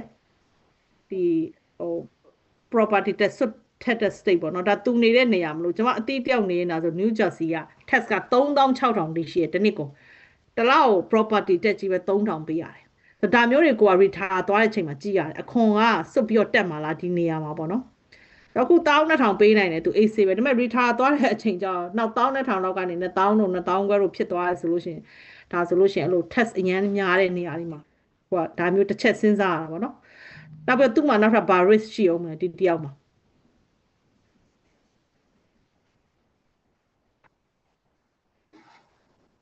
ကျမ်းမာရေးခက် cost ကျ risk မကြီးသူက long term care လုံးဝဝယ်လို့မရဘူးကျမကြီးမကောင်းတော့ခု life insurance တော့ရှောက်လို့မရတော့ဒီတယောက်ကသူမိမလည်းစိတ်တွေစိုးနေပါတော့သူကပြော sorry that life insurance ကို permanent plan မွေခဲ့လို့ term insurance ပဲဝယ်ခဲ့လို့ဒေါ်တာအခုကြောင့် permanent plan ကိုရှောက်ချင်တယ်ရှောက်လို့မရဘူး long term care လည်းမရအောင်ကျမကြီးတော့အကောင်းကြီးမဟုတ်တော့ဆိုတော့ head care ရှိမယ် head care ပြဿနာရှိမယ်ခုနလို long term care ပြဿနာရှိမယ်ပေါ့နော် long term care ပြဿနာတကယ်လို့နာတာရှိတခုခုဖြစ်ခဲ့သည်ရှိတော့ဆိုအဲ့ long term care ပြဿနာရှိမယ်အဲ့တခု risk ရှိရပါတော့ဆိုတော့ခါကျတော့ဒီမှာခုနကသူအစိုးရတော့မဟုတ်ပါလေသူများဆို saving ကလုံးဝမရှိဘူးဒါပေမဲ့သူမှဆို saving ရှိတဲ့အတွက်ကျွန်တော်ဒီ account တစ်ခုဒီ retirement account တစ်ခုကိုသူ့ကိုပေးပြောင်းပေးလိုက်လဲဆိုလို့ရှိရင်ဒီဟို annuity plan နဲ့ထည့်ပေးလိုက်တယ်ပေါ့နော် annuity plan နဲ့ခုန2,000ခွဲရော2,900ထည့်ပေးလိုက်တယ်ဆိုထည့်တဲ့နေရာကလည်း market တက်လို့ရှိလို့ရှင် like တက်တဲ့နေရာမျိုးပေါ့နော် market တက်လိုက်တက်ပြီးတော့ market ကျလို့ရှင် like မကျတဲ့နေရာမျိုးမှာထည့်ပြရတယ်ဆိုတော့အဲ့ဒီမှာထည့်လိုက်တဲ့ဥစ္စာကဘယ်လောက်ဖြစ်သွားပြီလဲဆိုလို့ရှိရင်သူ့အကောင့်ပေါ့နော်သူ့အကောင့်ကတစ်ချက်လောက်ကြည့်လိုက်အောင်သူ့အကောင့်ဘယ်လောက်ဖြစ်သွားပြီလဲဆိုဒီအကောင့်တစ်ခုက2,000,000ခွဲထည့်လိုက်တာပေါ့နော်2,000,000ခွဲထည့်လိုက်တဲ့အကောင့်တစ်ခုကဒါ index ထဲမှာထည့်လိုက်တာဒါ save ဖြစ်တဲ့ထဲမှာထည့်လိုက်တာနော် index ထဲမှာထည့်လိုက်တာဆိုအဲ့ဒီကောင်ကအခု2,900,1,000ဖြစ်သွားပြီပေါ့နော်2,900,1,000ဖြစ်သွားပြီ2,000လောက်တက်လာတယ်ဒါပေမဲ့ဒီ plan က pension plan ဖြစ်တဲ့အတွက်သူ့မှာဒီ plan ကတော့ guarantee အနေနဲ့သူထုတ်လို့ရမယ်ဆိုတော့သူ့ရဲ့ income base ပေါ့နော် pension အနေနဲ့ထုတ်လို့ရတဲ့ base ကဘယ်လောက်ရှိလဲဆိုလို့ရှိရင်3,602,000ရှိတယ်သူကတော့သူထည့်တဲ့ plan ကတော့တကယ်လို့မထုတ်သေးဘူးဆိုလို့ရှိရင်သူ simple interest ပေါ့နော် simple ဆို compound မဟုတ် simple interest သူ 10% နဲ့ရထားတာ rider charge က 1% ပေးရတယ်ဆိုတော့ 10% နဲ့သူရထားတယ် simple interest ပေါ့နော်ခုနလို nationwide တို့ဘာလို့ 9.5% တို့ဘာလို့ဆိုတော့ compound interest ဒါ simple interest ဆို compound မဟုတ်3,600,2,000က simple interest 10% လိုက်တက်နေမယ်သူတကယ်လို့ income အနေနဲ့သူဒီတည်းအခုစထုတ်ချင်တယ်ဆို2,000လောက်တစ်နေ့ကို2,000လောက်ထုတ်လို့ရမယ်ဆိုတစ်လောက်1,500လောက်ရမယ်ဆိုခုနမတန်တန်ဝင်ပြောတယ်သူတွေထားသွားမယ်ဆိုလို့ရှိရင် social 3,500ရမယ် rank က3,6,500ဆိုဒီက1,500လောက်ရမယ်ဆိုလို့ရှိရင်သူ9,500လောက်ရမယ်ဆိုဒီက income တစ်ခုအနေနဲ့သူထုတ်လို့ရမယ်ပေါ့နော်ဒါ option တစ်ခုပေါ့ဆိုဒီ income တော့ကောင်းတာတစ်ခုကတော့တရေထိပေးမှာ lifetime income ဆိုတာသူပတ်စံ2,000ကုန်နဲ့ပေးသွားမှာ2,000ခွဲကုန်နဲ့ပေးသွားမှာပေါ့နော်1,900ထုတ်လို့ရမယ်ဆိုဒါ plan တစ်ခုပေါ့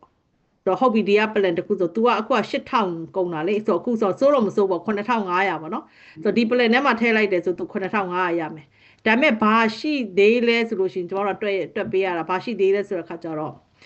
ဟို inflation ရှိအောင်မလေးနော်အခုကတော့ okay တယ်ထားလိုက်ဦးနောက်9နှစ်6နှစ်10နှစ်ဆိုလို့ရှိရင် तू social လည်းဘာမှထပ်ပြီးမတက်လာဘူးဟိုသူ့ရဲ့ဒီannuity ပေးမြလည်းမတက်လာဘူးဆိုလို့ရှိရင်ဆိုဒါကြောင့်လို့ခုနကကျန်တဲ့2,000ခွဲကိုကျွန်တော်တို့ grow ဖြစ်တဲ့ plan ထဲမှာထည့်လိုက်ရတယ်ဆိုဒီ plan ကကျတော့ grow ဖြစ်တာဦးစားပေးတဲ့ plan ပေါ့နော်ဆို grow ဖြစ်တာဦးစားပေးတဲ့ plan အခုလက်ရှိမှာသူ့ရဲ့ account value ကဘယ်လောက်ရှိသွားပြီလဲဆိုရင်3,000,000ကျော်သွားပြီ ဒါဒီ value က6လပိုင်း30 September လ30က value ပေါ့နော် September လ30 2025သူပတ်စံ3သိန်းကျော်ပါတယ်ဆိုဒီပတ်စံတော့တဖြည်းဖြည်းတက်နေမယ်ဒါတော့နည်းနည်း grow ဖြစ်တာဦးစားပေးတဲ့ plan တစ်ခုပေါ့နော်ဆိုတော့တစ်ခုကတော့ကျွန်တော်တော့ guarantee ပေါ့နော်ခုနလို 10% simple interest တက်နေမယ်ဒါကတော့ grow ဖြစ်တဲ့ plan ဆိုတော့ဒီနှစ်ခု catch လုပ်ပေးတာပေါ့နော်ဆိုတော့ဒီခုနကတစ်ခုပတ်စံမလောက်ဘူးဆိုလို့ရှိရင်ဒီထက်က3သိန်းကိုယူတော့အခုကလောလောဆယ်ဒီ3သိန်းကိုကျွန်တော်မထိနဲ့အောင်လို့ပြောထားတယ်ဆိုတော့ဒီ3သိန်းတဖြည်းနဲ့3သိန်းခွဲ4သိန်းတဖြည်းဖြည်းတက်လာဒါကို backup အနေနဲ့ပေါ့နော်ဒီ plan ကိုမထိနဲ့လို့ပြောထားတယ်ပတ်စံ grow ဖြစ်ပါစေပေါ့ဟိုကတော့ income အနေနဲ့စထုတ်ချင်တယ်ဆိုဒီနေ့ကို2000လောက်စထုတ်လို့ရမယ်ဒါပေမဲ့ကျွန်မမလုပ်ပေးနိုင်တာဘာတစ်ခုမလုပ်ပေးနိုင်ဘူးလဲဆိုလို့ရှိရင်ကျမကြီးဒီ long term care နဲ့ပတ်သက်တဲ့ဥစ္စာပေါ့နော်ဆိုတော့ long term care နဲ့ပတ်သက်တာဟာတော့နောက်ပိုင်းကြလို့ရှိရင်ကျွန်မတွေးထားပြီးသားဘာဖြစ်သွားနိုင်လဲဆိုလို့ရှိရင်အဲ့ long term care ပတ်စံလို့လာလို့ရှိရင်သူ Florida အိမ်ကိုရောင်းရမယ် eventually မှာဒီ Florida အိမ်9သိန်းကသူ long term care အတွက်ဖြစ်သွားနိုင်တယ်တကယ်လို့ဒီတက်ဒီတကယ်လို့မလောက်ဘူးဆိုလို့ရှိရင်ခုလက်ရှိနေတဲ့ New Jersey ကနေတဲ့1 million အိမ်ကိုရောင်းရမယ်8သိန်းလောက်တန်တဲ့အိမ်ကိုသူရောင်းရမယ်အပတ်မှတ်မှာဖြစ်ဖြစ်ပြောင်းနေရမယ်ဆိုတော့သူ့မှာ long term care မရှိဘူး long term care မရှိဘူးခုမှလည်းဝယ်လို့မရအောင်ကျမကြီးမကောင်းတော့ဆိုတဲ့ခါကျတော့ဟို income ကလည်းသူအခုစထုတ်တော့မယ်ပေါ့နော်အခုစထုတ်တော့မယ်ဆိုတော့ဟိုကိုကလှုပ်ဆက်လို့ရအောင်မလားပေါ့နော်လှုပ်ဆက်လို့ရအောင်မလားဆိုတော့ကျွန်တော်လှုပ်နိုင်တော့တစ်နေ့လောက်လုပ်ပြီးပတ်စံနောက်ထပ်3သိန်းလောက်ဆက်ထုတ်ပြီးနောက်ထပ်သူ annuity နောက်ထပ် long term care တို့ဘာလို့ပါတယ် annuity ဝယ်လို့ရတယ်လေတချို့ annuity တွေကအခု long term care ကကြတော့သူကဟိုမပေးပါလဲစိတ်မစစ်ဖ ೇನೆ ရတယ်ပေါ့နော်တော့တိတ်အများကြီးရတော့မဟုတ်ပါဘူးကိုက income တစ်နေ့ကို1000ပေးရဆို long term care ဖြစ်4000ဖြစ်သွားတာပေါ့နော်အဲ့လိုသဘောမျိုး annuity လို့ဆို life insurance long term care တော့ဝယ်လို့မရအောင်ဟုတ်ဒါပေမဲ့နောက်သားသမီးတွေရောသူကဘာထားခြင်းလဲအဲ့လိုမျိုးပေါ့နော်သားသမီးတွေရောသူဘယ်လိုထားခဲ့မလဲအိမ်အမွေပေးခဲ့မလားဘယ်လိုအမွေပေးခဲ့မလဲအကုန်လုံးကွာဆွဲပေးရတာပေါ့နော်ဆိုအဲ့ဒါကို retirement ဟိုပါပေါ့နော် case study တစ်ခုပေါ့နော်ဆိုတော့ဒီ case ကတော့ဒါဆိုးဝါးတော့မဟုတ်ဘူးကွာအတက်နိုင်ဆုံးသူ့ကိုအကျဉ်းဉာဏ်ပေးရတဲ့ case ပေါ့နော်ဒါပေမဲ့ဒီတချို့ပြဿနာဖြစ်နေတဲ့ case တွေရှိတယ်ပေါ့နော်ဆိုတော့အဲ့ case တစ်ချက်လောက်ကြည့်အောင်ပေါ့နော်သူများရဲ့သူများရဲ့ case ကနေပြောကိုကနေပြောဟိုလုပ်လို့ရမှာနော်ဟိုလေ့လာလို့ရမှာပေါ့နော်မမားတင်တာမမားအောင်ဆိုတော့ဒီ case တစ်ခုကကြတဲ့ခါကျတော့သူတို့လင်မယား retire သွားပြီနော် retire သွားပြီအမျိုးသားအမျိုးသမီးရောပေါ့နော်အမျိုးသားက68နှစ်အမျိုးသမီးက68နှစ်အမျိုးသား80နှစ်ဆိုတော့သူတို့ retire သွားပြီဆိုတော့ retire သွားတဲ့အချိန်မှာသူတို့ရဲ့ဝင်ငွေတွေကဘယ်လောက်ရှိလဲဆိုတော့ pension ရှိတယ်ယောက်ျားအမျိုးသား pension ရှိတယ်ဆိုတော့သူတို့ social တစ်ယောက်ကို2500စီရတယ်အမျိုးသားရဲ့ pension က2000ရတယ်ဆိုတော့သူတို့ဝင်ငွေက6500ရှိတယ်ဒါသူတို့ရဲ့ဝင်ငွေပေါ့နော်ဆိုတော့အိမ်ကသူတို့တိုက်ခန်းဝယ်ထားတယ်9သိန်းတန်တယ်လုံးဝအကျွေးမရှိဘူး retirement ကောင်ထဲမှာ3သိန်းရှိတယ် retirement ကောင်ထဲမှာ3သိန်းရှိတယ်သူတို့ရဲ့ကုန်ကျစရိတ်ကသူတို့ကလေးမရှိဘူးဆိုတော့သူတို့လည်းလှူတာပေါ့နော်ကလေးတွေသူတို့လည်းအရန်ခီးထွက်တဲ့လင်မယားထဲမှာပါတယ်သူတို့လင်မယားအများကြီးခီးတွေထွက်တယ်ပေါ့နော်ကျွန်တော်တို့အားကြတဲ့လင်မယားထဲမှာပါတယ် donation လည်းအများကြီးလုပ်တယ်နောက်ပြီးတော့သူတို့ဖိလစ်ပင်းမှာရှိတဲ့အမျိုးတွေကိုလည်းသူတို့အများကြီးကူညီလေးရှိတယ်ဆိုတော့တစ်လောက်900လောက်အများကြီးထောက်တယ် transportation တော့သူတို့ကကားမမောင်းတဲ့တော့ Uber တွေစီးလိုက်အဲ့လိုမျိုးပေါ့နော် taxi ခေါ်လိုက်နဲ့ transportation တော့ကသူတို့တော်တော်လေးကုန်တယ်ဟိုသွားတီသွားဆိုလို့ရှိရင်အခုအသက်ကြီးပြီဆိုတော့နေ့အောင်လုံးက Uber ခေါ်လိုက်အဲ့လိုမျိုးပဲသွားပြီးတော့လေသူတို့က outgoing ပေါ့နော်အိမ်မှာနေတဲ့လူတွေမဟုတ်အများကြီးခီးတော့ကျမတို့လည်းဆိုတစ်ချိန်လုံးစားတော့ဆိုင်မှာစားဖို့ချိန်ပြီးတော့သွားစားနေကြတဲ့အဖွဲ့တွေပေါ့တည်ရမလားဟိုဆိုင်မှာသွားစားလိုက်ဒီဆိုင်မှာသွားစားလိုက်အဲ့လိုမျိုးဆိုတော့ဒီ grocery နဲ့ dining က1500လောက်ရှိတယ်ဆိုတော့သူတို့ရဲ့ကုန်ကျစရိတ်က6500ရှိတယ်6500ရှိသူတို့ income ကလည်း6500ရှိဆို income နဲ့ကုန်ကျစရိတ်တွေကသူကကွက်တီပဲဆိုတော့လောက်တယ်ပေါ့လေတခါကြောက်လို့ရှိရင်လို့နည်းနည်းဟိုဖြစ်တယ်ဆိုတော့နည်းနည်း short လိုက်တယ်ခီးမထွက်ပြဘူးဆိုတရားပတ်စံနည်းနည်းလေးပို့လာတာပေါ့နော်ဆိုတော့ဒီလင်များနှစ်ယောက်ကောဘယ်လို suggestion ပေးခြင်းလဲကလေးမရှိဘူးဘာမှ life insurance လည်းမလုပ်ဘူးပေါ့နော်ဘာမှမရှိဘူးကလေးလည်းမရှိဘူးဘာမှမရှိဘူးအမျိုးသမီးကကျမတငယ်ချင်း nurse ပေါ့နော် okay မဲ့ထင်လားဒီလင်များလည်းနှစ်ယောက်ကော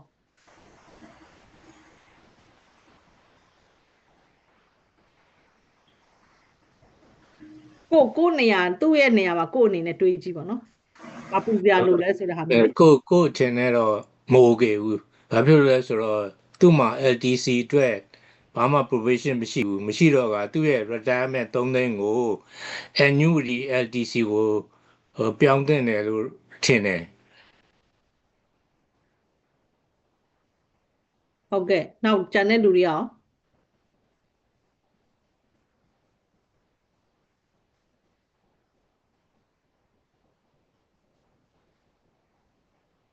ကျန်တဲ့လူတွေရောဘာကြံကြံပေးခြင်းလဲသူတို့ကတိုက်ခန်းက9သိန်းကတိုက်ခန်း mortgage မရှိမှသူတို့ HOA fee က1200ပေးရတယ်သူတို့ apartment က utility က300လောက်ပဲကျတယ်အစားအသောက်က1500လောက်ကုန်တယ်ခီးသွားတာ1500လောက်ကုန်တယ် donation က900ဆွေမျိုးသားချင်းတွေထောက်ပံ့တာ900ဒါမျိုးတွေပေါ့နော်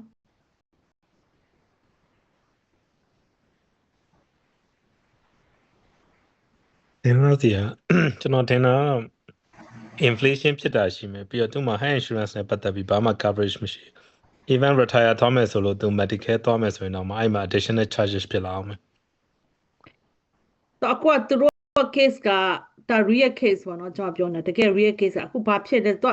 သူယောက်ျားကျောင်းဆရာပေါ့နော်ကျောင်းဆရာဆိုတော့ Syria health insurance pension ရှိတယ် insurance မစိုးပေါ့ကောင်းတဲ့ထဲမှာပါဆိုတော့မိန်းမကကတ်ပြီးတော့ရတယ်သူယောက်ျား insurance ကသူက Medicare ရှိတယ် Medicare နှစ်ယောက်လုံးနေများနှစ်ယောက်လုံး qualify ဖြစ်တယ်တယောက်က80နှစ်တယောက်က60ခွန်ဆိုတော့ Medicare ရှိတော့အဲ့ Medicare ရယ်နောက်ပြီးတော့ဒီ supplement insurance ပေါ့နော် CD မှာလုပ်ထားတဲ့ CD ကပေးတဲ့ health insurance ငယ်ရှိတယ်အဲ့နှစ်ခုရှိရဆိုတော့ okay တယ်ပေါ့ဆိုတော့သူတို့လင်မယားနှစ်ယောက်ကအေးဆေးပေါ့ပြောရမှာဆိုတာဖိလစ်ပင်းသွားလိုက်တော့ဟိုသွားလိုက်ဒီတော့ vacation နဲ့လည်းချိန်လုံးဒိုးနေကြချိန်လုံးထွက်နေကျွန်တော်တို့နဲ့လည်းချိန်လုံးစားမယ်တောက်မယ်ချိန်လုံးအပြင်ထွက်မယ်စားမယ်လုံတဲ့လင်မယားပေါ့နော်ပြောရမှာဆိုလို့ရှိရင်ကိုယ်နဲ့လည်းအရန်ခင်တယ်ချိန်လုံးထွက်စားနေကြတဲ့အုပ်စုပေါ့နော်ဒါပေမဲ့ long term ကဘာမှလုပ်ပေးလို့မရတော့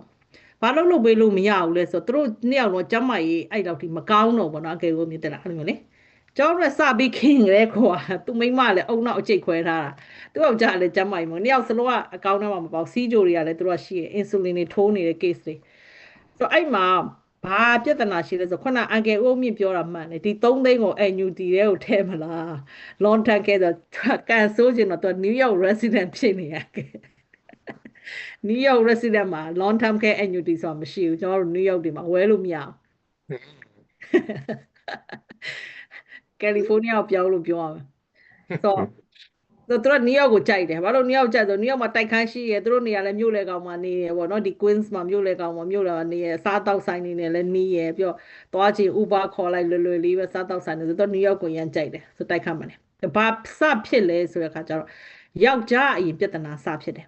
ယောက်ျားအိယာပေါ်လဲဝါရောယောက်ျားအိယာပေါ်လဲဝါတဲ့ခါကျတော့မိန်းမ nurse နော်မိန်းမ nurse ဖြစ်တယ်ဆိုတော့ယောက်ျားအိယာပေါ်လဲဝါတဲ့အချိန်မှာမိန်းမပထမသူနည်းနည်းပါးပါးပြုစုပြီးနောက် तू မတက်နိုင်တော့ तू ကလည်းနောက် तू ကလည်း cancer ဖြစ်လာတယ် cancer စဖြစ်တော့နောက်လူငားတယ်အမျိုးသမီးတယောက်ငားတယ်အမျိုးသမီးတယောက်ငားပြီးတဲ့ခါကျတော့မတက်နိုင်တော့ဘောနော်ကိုယ့်အိတ်ထဲစိုက်ပြီးငားတယ်လေ long term care ပတ်စံမှမရှိ cash ပေးပြီးငားတယ်တော့ तू တပတ်3-4ရက်လောက်ငားတယ်အမျိုးသမီးတယောက်ကို nurse တယောက်ကိုပေါ့နော်ဆို तू လည်းနည်းနည်းပါးပါးပြုစုနောက်ပိုင်းကျ तू ကိုယ်တိုင်ကကျမကြီးလုံးဝမကောင်းတော့တော့တစ်ခေါက်ကသူဆေးရုံရောက်နေကယ်မိုသွင်းနေချိန်မှာသူကယ်မိုကဟို shock လိုမျိုးဖြစ်သွားတော့လူတယောက်ရှိရမယ်ဆိုတော့အဲ့နေ nurse ကိုသူ့ယောက်ျားနဲ့ထားခဲ့တာ nurse ကိုယောက်ျားနဲ့ထားခဲ့ပြီးသူကိုယ်တိုင်ကကြောက်ဆေးရုံမှာလာပြီးကယ်မိုလာထိုးတာကယ်မိုထိုးနေတဲ့အချိန်မှာဖြစ်ချင်တဲ့ခါကျတော့အဲ့လို shock တစ်ခုဖြစ်သွားတော့သူ့ဆေးရုံကအိမ်ပေးမပြန်ဘူးတယောက်ကလာမှဆိုတော့ကျမကိုလာခေါ်နိုင်ငါ့ကိုကူညီပါအောင်ငါ့ကိုလာခေါ်ပေးပါပေါ့နော်ဆေးရုံမှာလာခေါ်ပြီးအိမ်ကိုလိုက်ဖို့ပေးပါပေါ့နော်သူတို့ကလူတယောက်မပိုင်ဒီစိတ်မချလို့မလွတ်ဘူးပေါ့နော်ဟာကျွန်တော်ဟာဒုက္ခရောရောက်ပြီပေါ့နော်အဲ့တော့သူဖြစ်ချင်တော့ကျွန်တော်ကလည်း upstate မှာရောက်နေလုံးဝလာလို့မရဘူးသွားလို့မရဆိုဒါပေမဲ့ကိုယ့်အကူညီတောင်းတော့ကျွန်တော်ပတ်ဆက်5ပြောကလေးတယောက်နေမပူနဲ့လို့ငါလူတယောက်ချက်ချင်းလုပ်ပေးမယ်လို့ဆိုပြောကလေးတယောက်ကိုပတ်ဆက်150ချက်ချင်းပေးပြောကျွန်တော်ဒီ student nurse တယောက်ကိုချက်ချင်းသွားခိုင်းလိုက်တယ်အဲ့ဒီကိုသွားပြီးအဲ့မှာသူနဲ့ကူပေးလိုက်ပါပေါ့နော်ငါအခုပြန်လာနေပြီ New York ကိုနောက်2 နာရီလောက်ကြာရင်ရောက်မယ်အခုမောင်းပြီးတော့ပြန်လာနေဆို on the way ပြန်လာနေဆိုပြီးအိမ်ကိုလိုက်ပို့ပေးလိုက်တယ်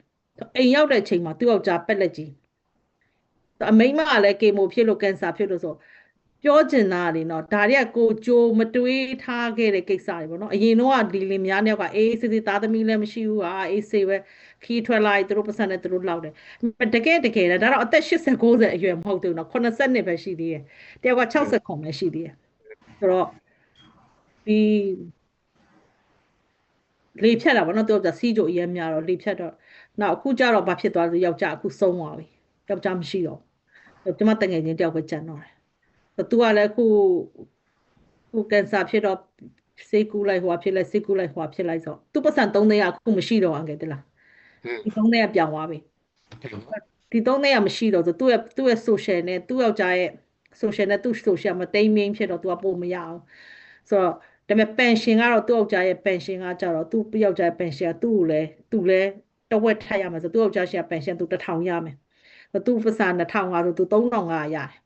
မဲ့3500နဲ့က तू လုံးဝမလောက်ဘူး तू မနေနိုင်ဘူး तू ရဲ့ဒီကုန်ကြစိတ်တွေအရင်တော့လောက်ကြီးမကုန်ပေမဲ့ဟို तू ရဲ့3500နဲ့ဒီခုဒီတိုက်ခါမှနေတာအဆင်မပြေဘူးပေါ့နော်မဆို HOA fee ရပဲ1200လောက်ရှိရလေဆို HOA fee ရပဲ1200လောက်ရှိရဆိုတဲ့ခါကျတော့ तू ဒါ downsizing လုပ်တော့မယ်ဆိုပြီး तू ဖိလစ်ပင်းကိုပဲပြန်နေတော့မယ်ပေါ့နော်ဖိလစ်ပင်းမှာပဲပြန်နေတော့မယ်ဆိုပြီးတော့အခုကျတော့ဆရာဝန်ကလည်းသူ့ကိုအဲ့လိုပေးလိုက်တယ်တစ်နှစ်လောက်ပဲနေရမယ်ပေါ့နော်အဲ့လိုမျိုးတိတ်ပြောသူ life expectancy ကိုပေးလိုက်တယ်ပေါ့နော်ဆိုတော့အခုကျတော့ဖိလစ်ပင်းမှာရောက်နေပေါ့နော်ဖိလစ်ပင်းကဒီ church တစ်ခုမှာဖះเจ้าတစ်ခုမှာပတ်စံပေးပြီးတဲ့ခါကျတော့အဲ့မှာပဲသူတို့ကျောင်းကြီးကျောင်းစားသဘောမျိုးနဲ့ပေါ့နော်အဲ့လိုတရားထိုင်အဲ့လိုမျိုးဖះတရားလုပ်လိုက်အဲ့လိုမျိုးနဲ့သူဆေးမကူတော့ဘူးသူထားလိုက်ပြီပေါ့နော်သူ့ရဲ့ cancer လည်းသူဆက်မကူတော့ဘူးဆိုပြီးသူအဲ့ဒီမှာပဲဟိုအဲ့လိုပဲသွားနေပြီးတော့နေတော့မယ်ပေါ့နော်ဆိုတော့သူအိမ်ကိုသူရောင်းခုရောင်းမှုကတင်ထားတယ်ဒီ New York ကအိမ်ကိုလေဆိုတော့ဒီ access တစ်ခုပဲရှိရပါတော့ဒီ9သိန်းကိုသူရောင်းမယ်ရတဲ့ဈေးနဲ့သူရောင်းပြီးတဲ့ခါကျတော့သူခုနပြောလို့NUD တို့ပါရဲနည်းနည်းထည့်ပြီးတော့အဲ့တန်းနေသူတကယ်လို့သူဟိုမဖြစ်ခင်တဲ့ဒီပတ်စံကျမတို့ကတော့အဲ့လိုမျိုးမဖြစ်စေချင်ပေါ့နော် medical ရှိရတဲ့တစ်နေ့တစ်ခေါက်တော့ပြန်လာဒီမှာတော့ဆေးလာကူရအောင်တင်မှာဆေးလာကူပြီးမှဖိလစ်ပင်းကိုပြန်ပေါ့နော်ဆိုတော့အဲ့လိုမျိုးတော့တိုက်တွန်းထားတာပေါ့အဲ့လိုမျိုးဆိုတော့ဒါပြောပြတာပေါ့နော်တကယ် case တွေဆိုတော့ဟိုကြီးလိုက်တော့ကိုကအစင်ပြေရလို့ထင်စရာရှိတယ်ပေါ့နော်ဘာမှပူစရာမလိုဘူးလို့ထင်မိမဲ့လဲဟိုတကယ်တမ်းကြားတဲ့ခါကျတော့အဲ့လိုမျိုးဟိုကိုမမြင်ထားတဲ့ဟာတွေပေါ့နော်မမြင်ထားတဲ့ဟာတွေဖြစ်သွားတာရှိတယ်နောက် case တစ်ခုကကြတော့သူကကြားတဲ့ခါကျတော့ဟိုပါပေါ့နော်ဒီ case ကတော့သူခရစ်စတင်းပေါ့နော်ဆိုတော့ဒီခရစ်စတင်းကကြတော့သူလည်း nurse ပဲဆိုတော့သူကကြတော့62နှစ်ရှိသွားပြီပေါ့နော်သူကားလုံးကို pay off လုပ်ချင်တယ်ကားလုံးနည်းနည်းရှိတယ် retire သွားချင်တယ်ပေါ့နော် retire သွားချင်တယ်သူ mortgage ကရှိသေးတယ် mortgage ကို pay off လုပ်ချင်တယ်ဒါသူဖြစ်ချင်တဲ့ဟာတွေဆိုတော့သူ့ရဲ့ဝင်ငွေက6500ရှိတယ်သူ market value အိမ်က4သိန်းခွဲတန်တယ် saving ထဲမှာ1000ရှိတယ် retirement ထဲမှာ2သိန်းရှိတယ် Roth IRA ထဲမှာ5000ရှိတယ်ဘာလို့လဲ mortgage ကတော့3သိန်းခွဲကျန်သေးတယ် mortgage က3သိန်းခွဲကျန်သေးတယ်ကားလုံးက3000ခွဲရှိတယ်ကားလုံးက3000ခွဲရှိသေးတယ်3000ခွဲရှိသေးတယ်ဆိုတဲ့ခါကျတော့ဒီမှာပေါ့နော်ဟိုသူ့ရဲ့အတုံးစိတ်ပေါ့နော်ဆိုတော့အတုံးစိတ်တွေဒါတွေကအတုံးစိတ်တွေဆိုတော့အတုံးစိတ်တွေဆိုတော့သူ့ရဲ့ဝင်ငွေနဲ့ထွက်ငွေနဲ့တစ်ချက်ကြည့်ရပါတော့ retire သွားလို့ရမလားသူ့အခြေအနေနဲ့ဘယ်လိုရှိလဲဆို social security ကျွမ်းတွက်ပြရမှာဆိုလောလောဆယ်တော့သူ့အနေနဲ့ကတော့အများကြီးမရှိဘူးပေါ့နော်အိမ် mortgage ကလည်းရှိနေသေးတယ်နံပါတ်1ကအိမ် mortgage ကလည်းကျန်သေးတယ် retirement ကလည်း2သိန်းပဲရှိတယ်ဆိုတော့2သိန်းဆို3လခဏလေးကုန်သွားမှာဆိုတော့ Roth IRA ထဲမှာလည်း5000ပဲရှိရဆိုတော့သူမှလည်း long term care life insurance တို့လည်းမရှိဘူးဆိုတော့ retire တော့သွားလို့မရသေးဘူးလို့ကျွန်တော်ပြောထားတယ်အလုပ်ဆက်လုပ်ရအောင်မယ်ပေါ့နော်အလုပ်ဆက်လုပ်ရအောင်မယ်ဒီကားလုံးချိန်တော့ကားတစ်ထပ်မွန်နေတော့လို့ပြောထားတာပေါ့နော်ကားတစ်ထပ်မွန်နေတော့ဒီ mortgage ကိုကြည့်အောင်ဆက်ရအောင်ဆိုတော့ဟိုသူ retire သွားတဲ့အချိန်မှာ mortgage မရှိဘူးဆိုရင်တော့ပိုအဆင်ပြေရပါတော့အခုကျ mortgage က2200လောက်ပေးနေရတယ်ဆိုတော့ retire သွားတဲ့အချိန်မှာဒီ mortgage 2200မရှိတော့ဆိုတော့ကိုပေါ့ပို့ဖြစ်သွားမှာပေါ့နော်ဆိုတော့အဲ့လိုမျိုးအဖက်ကနေစဉ်းစားတာပေါ့ကိုက retire ဆိုအလောက်ကရက်လိုက်တဲ့အချိန်မှာ income ပေးရလာမလဲအဲ့တော့အရင်စဉ်းစားတာပေါ့ကျမကြတော့ retirement ကိုအသက်30တည်းကစပြီးတော့စဉ်းစားလေနော်အသက်30တည်းကစစဉ်းစား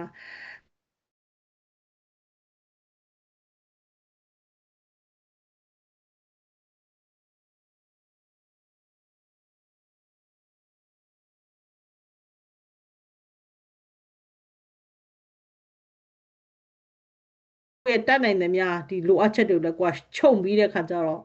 ဟိုမလိုအပ်တဲ့ဟာတွေကိုခြုံပြီးတော့နေတာပေါ့နော်ကိုယ့်ရဲ့ lifestyle ကိုနေပြီးတော့တကယ်လို့ဟို by force retire မဖြစ်မနေကိုအလောက်ကရရတော့မယ်ဆိုတဲ့အခါကျလို့ရှိရင်ကိုအေးစစ်စစ်နဲ့ကိုယ့်ရဲ့ passive income နဲ့နေလို့ရအောင်ပေါ့နော်ဆိုတော့ဒီတယောက်ကတော့အခြေအနေတိတ်မကောင်းတဲ့အထက်မှာပါတာပေါ့နော်အခြေအနေအရန်ကောင်းကြီးမဟုတ်သေးဘူးဘာဖြစ်လို့လဲဆိုတော့ဟို mortgage ရှိသေးတယ်လေနော်အသက်60ကျော်ပြီမဲ့လေသူ mortgage ကရှိသေးတယ်ဆိုတော့အလုပ်ကတော့ဆက်လုပ်အောင်မဲ့အထက်မှာပါတယ်ပေါ့နော်အခုကျွန်မပြတဲ့ case ကတော့ဒါလည်းတငယ်ချင်းပေါ့နော်ဆိုတော့နောက်တစ်ယောက် case ကတော့ဒါတော့ကျွန်မအရင်ကလည်းပြောဖို့ပါတယ်ဒီတယောက်ကပြဿနာရန်တက်သွားတဲ့ case ပေါ့နော်စိတ်မကောင်းစရာတစ်ခုတည်းမှာပါတယ်သူလည်း nurse ပဲဆိုတော့သူများရဲ့ဟာတွေပေါ့ risk factor တွေကိုကြည့်ပြီးတော့ကိုရှောင်ရှားတဲ့ဟာရှောင်ရှားတာပေါ့နော်သူများအမားတွေမမအောင်ရန်သူမျိုး၅ပေါက်ကောင်းတော့မှအများအားထည့်တာ market risk နားအများအားပြောနေ healthcare risk သိရမလား tax risk ဒါကောင် inflation risk ဒါအများအားထည့်တာဒီတယောက်ကကြတော့ကျမနဲ့တွေ့တဲ့အချိန်မှာသူလွန်သွားပြီသူအသက်55နှစ်ဆိုတော့အသက်55နှစ်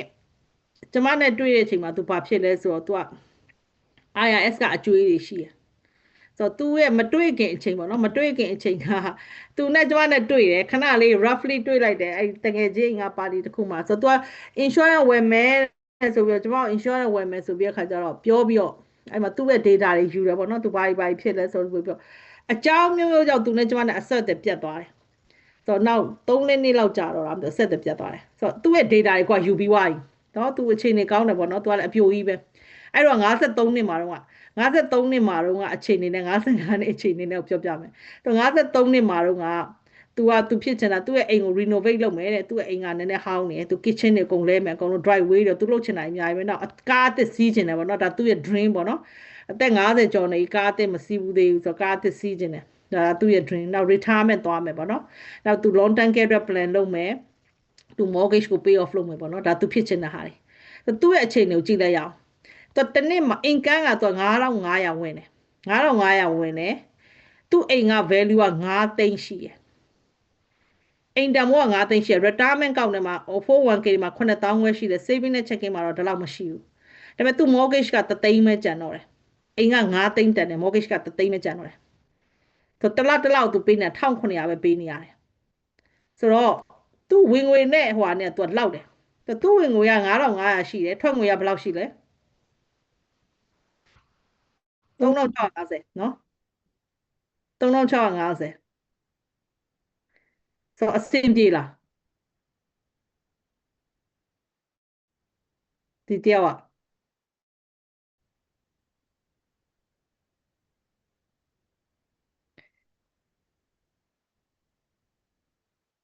ကိုအမလို့သဘောထားလိုက်ပါနော်အခု53နှစ်ရှိတဲ့အမျိုးသမီးတယောက်ကအိမ်က9သိန်းတန်တယ်အကျွေးက3သိန်းပဲကျန်တော့တယ်နောက်တခြားဘာအကျွေးမှမရှိဘူးမဲ့သူကားအသစ်ဝယ်ခြင်းတယ်ကနဒါသူ့ရဲ့ dream ပေါ့နော်အိမ်ကိုလည်းသူ renovate လုပ်ခြင်းတယ် saving နဲ့ checking နဲ့မှာ8000လောက်ရှိတယ် 401k မှာ9000ခွဲလောက်ရှိတယ်အသုံးစိတ်ကတစ်လောက်3650ဝင်ငွေက9500ဒီတယောက်ကအဆင်ပြေလားဘယ်လိုထင်လဲအပြိုကြီးလောလောဆယ်တော့အဆင်ပြေတယ်လောလောဆယ်အဆင်ပြေရဲ့လောလောဆယ်အဆင်ပြေမစိုးဘူးပေါ့နော်ဆိုတော့ကြည့်လိုက်တဲ့ခါကျကျွန်တော်ကြည့်လိုက်တဲ့ခါကျသူ53နှစ်ဆိုတော့သူ63နှစ်လောက်မှာနောက်10နှစ်မှာ retire သွားမယ်ပေါ့နောက်10နှစ်မှာ retire သွားမယ်ဆိုလို့ရှိရင်ဘာဖြစ်ရမလဲဆိုလို့ရှိရင်ကျွန်တော်တို့ဒီ mortgage ကိုကြည့်အောင်ဆက်လိုက်မယ်ပေါ့နော်3သိန်းပဲကျန်တော့တယ်ဆိုတော့ဒီပုံစံတိုင်းဆိုနောက်10နှစ်လောက်ဆို mortgage ကြည့်သွားမယ်ဒါဆို mortgage ကပြီးသွားပြီဆိုလို့ရှိရင်သူဒီ mortgage 1900ပေးစရာမလိုတော့ဘူးနောက်တစ်ခုကကျတော့သူ့ရဲ့ saving ကိုနည်းနည်းပြန်မြင့်ရမယ် 401k 9000ခွဲပဲရှိတယ်ဆိုသူနည်းနည်းလေးနည်းသေးတယ်ပေါ့နော်အခု50ကျော်ပြီ9000ခွဲပဲဆိုတော့နည်းနည်းလေး behind တော့နည်းနည်းဖြစ်တာပေါ့နော်ဆိုတော့သူပတ်စံထပ်စုရမယ်ဒီ retirement ကိုစုရမယ်နောက် long term care ဝယ်ရမယ်ဟုတ်တယ်မလားအပြိုကြီးလေဟုတ်တယ်မလားကိုကျမကြီးတခုဖြစ်လို့ရှိရင်သူကိုက nurse ဖြစ်ပြီးတော့ကိုကအဲ့ရပေါ်တယ်ကိုဘယ်သူမှလာပြုစုမှာမဟုတ်ဘူးဒီတယောက်ကဘာကြီးလုပ်မလဲ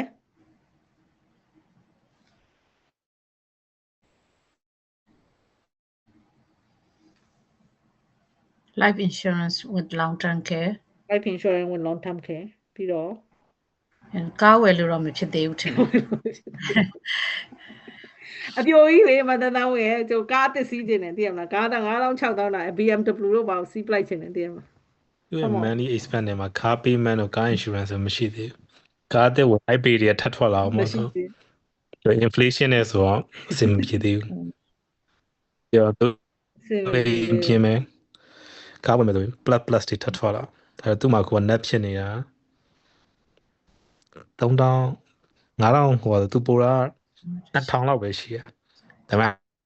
IP တွေဝင်ဆိုရင် inflation နဲ့ပြီးတော့ခုနကပြောလို့ပေါ့ medical bill တို့ long term care တို့နဲ့ဆိုရင်မပြီးဘူး မပြေเนาะဆိုတော့ကျွန်တော်ကဗာစဉ်းစားပေးရမလဲဆိုသူ့ကို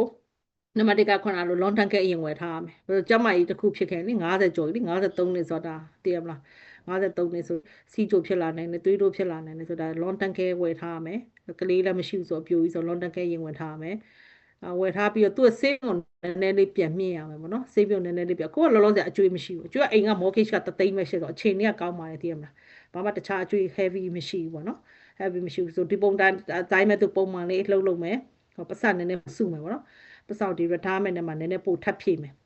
ဆိုတော့ IIA raw IIA ဖွင့်လည်းဖွင့်မယ်နောက် NUD တို့ဘာလို့စဖွင့်တင်လည်းဖွင့်မယ်ပတ်စံနည်းနည်းစုပြီးတော့ retirement နဲ့နည်းနည်းဖြည့်ရမယ်ပေါ့နော်ပို့ဖြည့်ရမယ်ဆိုတော့ဒါဖြည့်ရမယ်အဲ့လိုဖြစ်တဲ့အချိန်မှာဖြစ်ပြီးရဲ့ခါကျတော့ကျွန်မနဲ့သူနဲ့မတွေ့တော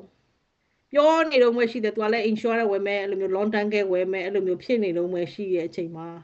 ကျွန်မနဲ့သူနဲ့ဆက်တယ်ပြတ်ထွက်သွားတယ်သူဘေးရောက်ခါမှလည်းမသိဘူးမတွေ့တော့ချိန်ပြီးသူ့ကိုလည်းဖုန်းခေါ်လို့လည်းမရတော့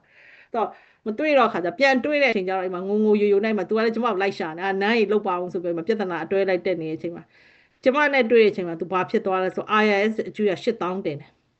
ဘလို့တွေဖြစ်ကုန်တာလဲပေါ့နော် all of the sudden မှာအကုန်လုံးပတ်ချလဲတွေဖြစ်ကုန်တဲ့ခါကျဘလို့တွေဖြစ်ကုန်တာဆို credit card အကျိုးရ3000ဖြစ်သွားပြီဆိုတော့ဒီမှာအကျိုးရ3သိန်းဖြစ်သွားနေ့ခုနပြောမနေ့တုန်းကအချိန်တွေကောင်းတာဘလို့ဖြစ်ကုန်လဲဆိုတော့သူ့ရဲ့ဝင်ငွေကခုထပ်တိုးလာတယ်သူအလုံးနှစ်ခုလုံးတာ9000ဝင်တယ်ဆိုတော့9000ဝင်လာတယ်ဒါပေမဲ့သူကဘာလုပ်လိုက်တာလဲဆိုတော့ Florida မှာအိမ်သွားဝယ်လိုက်တာ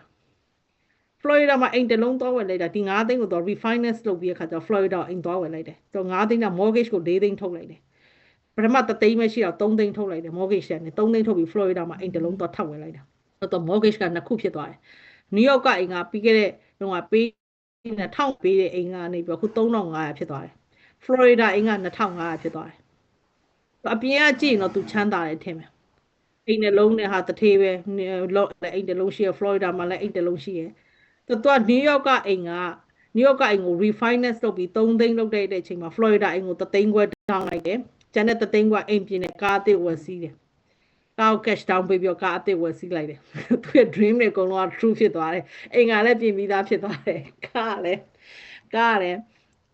းစီးတယ်ဒါပေမဲ့ပြဿနာဘာဖြစ်သွားလဲဆိုတော့သူဒီ payment တွေသူမနိုင်တော့ဘူးဒီအိမ်က Florida အိမ် payment ကို New York အိမ် payment ကိုမနိုင်တော့ဆိုသူ့ရဲ့ expense က8000ကျော်လောက်ဖြစ်သွားတယ်ဆိုတဲ့အချိန်မှာသူ့အိမ် payment လုံးဝမနိုင်တော့သူ IIS ကိုအခွန်မပေးဘူးဆို IIS အကျွေးတင်လာတယ်ဒီမှာသူဘာလုပ်လိုက်ရလဲဆိုတဲ့အခါကျတော့အဲ့ Florida အိမ်ကိုပြန်ရောင်းတယ်အဲ့ဒီတော့လုံးဝရောင်းလို့မရအောင်လုံးဝရောင်းလို့မထွက်ဘူးသူဝယ်လိုက်တဲ့အိမ်က gated community ပြီးတော့သူများငါးစားလို့လည်းမရအောင်မြို့နဲ့အဝေးပဲတော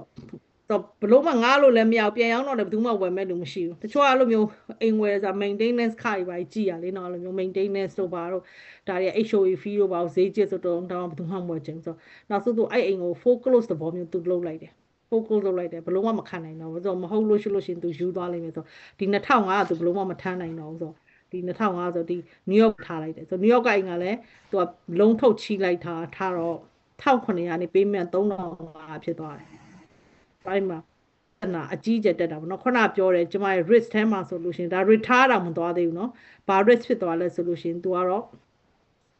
ဒီ investment risk เนาะဒီ Florida မှာအိမ်ဝယ်လိုက်တာသူ့ရဲ့ dream ကသူကဟို Florida မှာ New York ကအိမ်ကိုရောင်းပြီးတော့ Florida မှာသူက retire သွားမယ်ဆိုအဲ့လိုမျိုးသူကခေါင်းထဲမှာစဉ်းစားလိုက်တာဒါပေမဲ့ Florida မှာသူအလုပ်သွားလုပ်လို့ဒီပတ်စံ9000ဝင်ဘူးသူကလုပ်နေတာ New York မှာလုပ်နေတာဖြစ်တဲ့အတွက် Florida မှာလည်းသွားမလုပ်နိုင်သေးဘူးလောလောဆယ် retire လည်းမသွားသေးဘူး Florida လောလောဆယ်ဆိုတော့ဒါပေမဲ့ဟိုပါပေါ့နော် payment မနိုင်ဘူးဖြစ်သွားပါတော့အဲ့လိုမျိုး payment မနိုင်တယောက်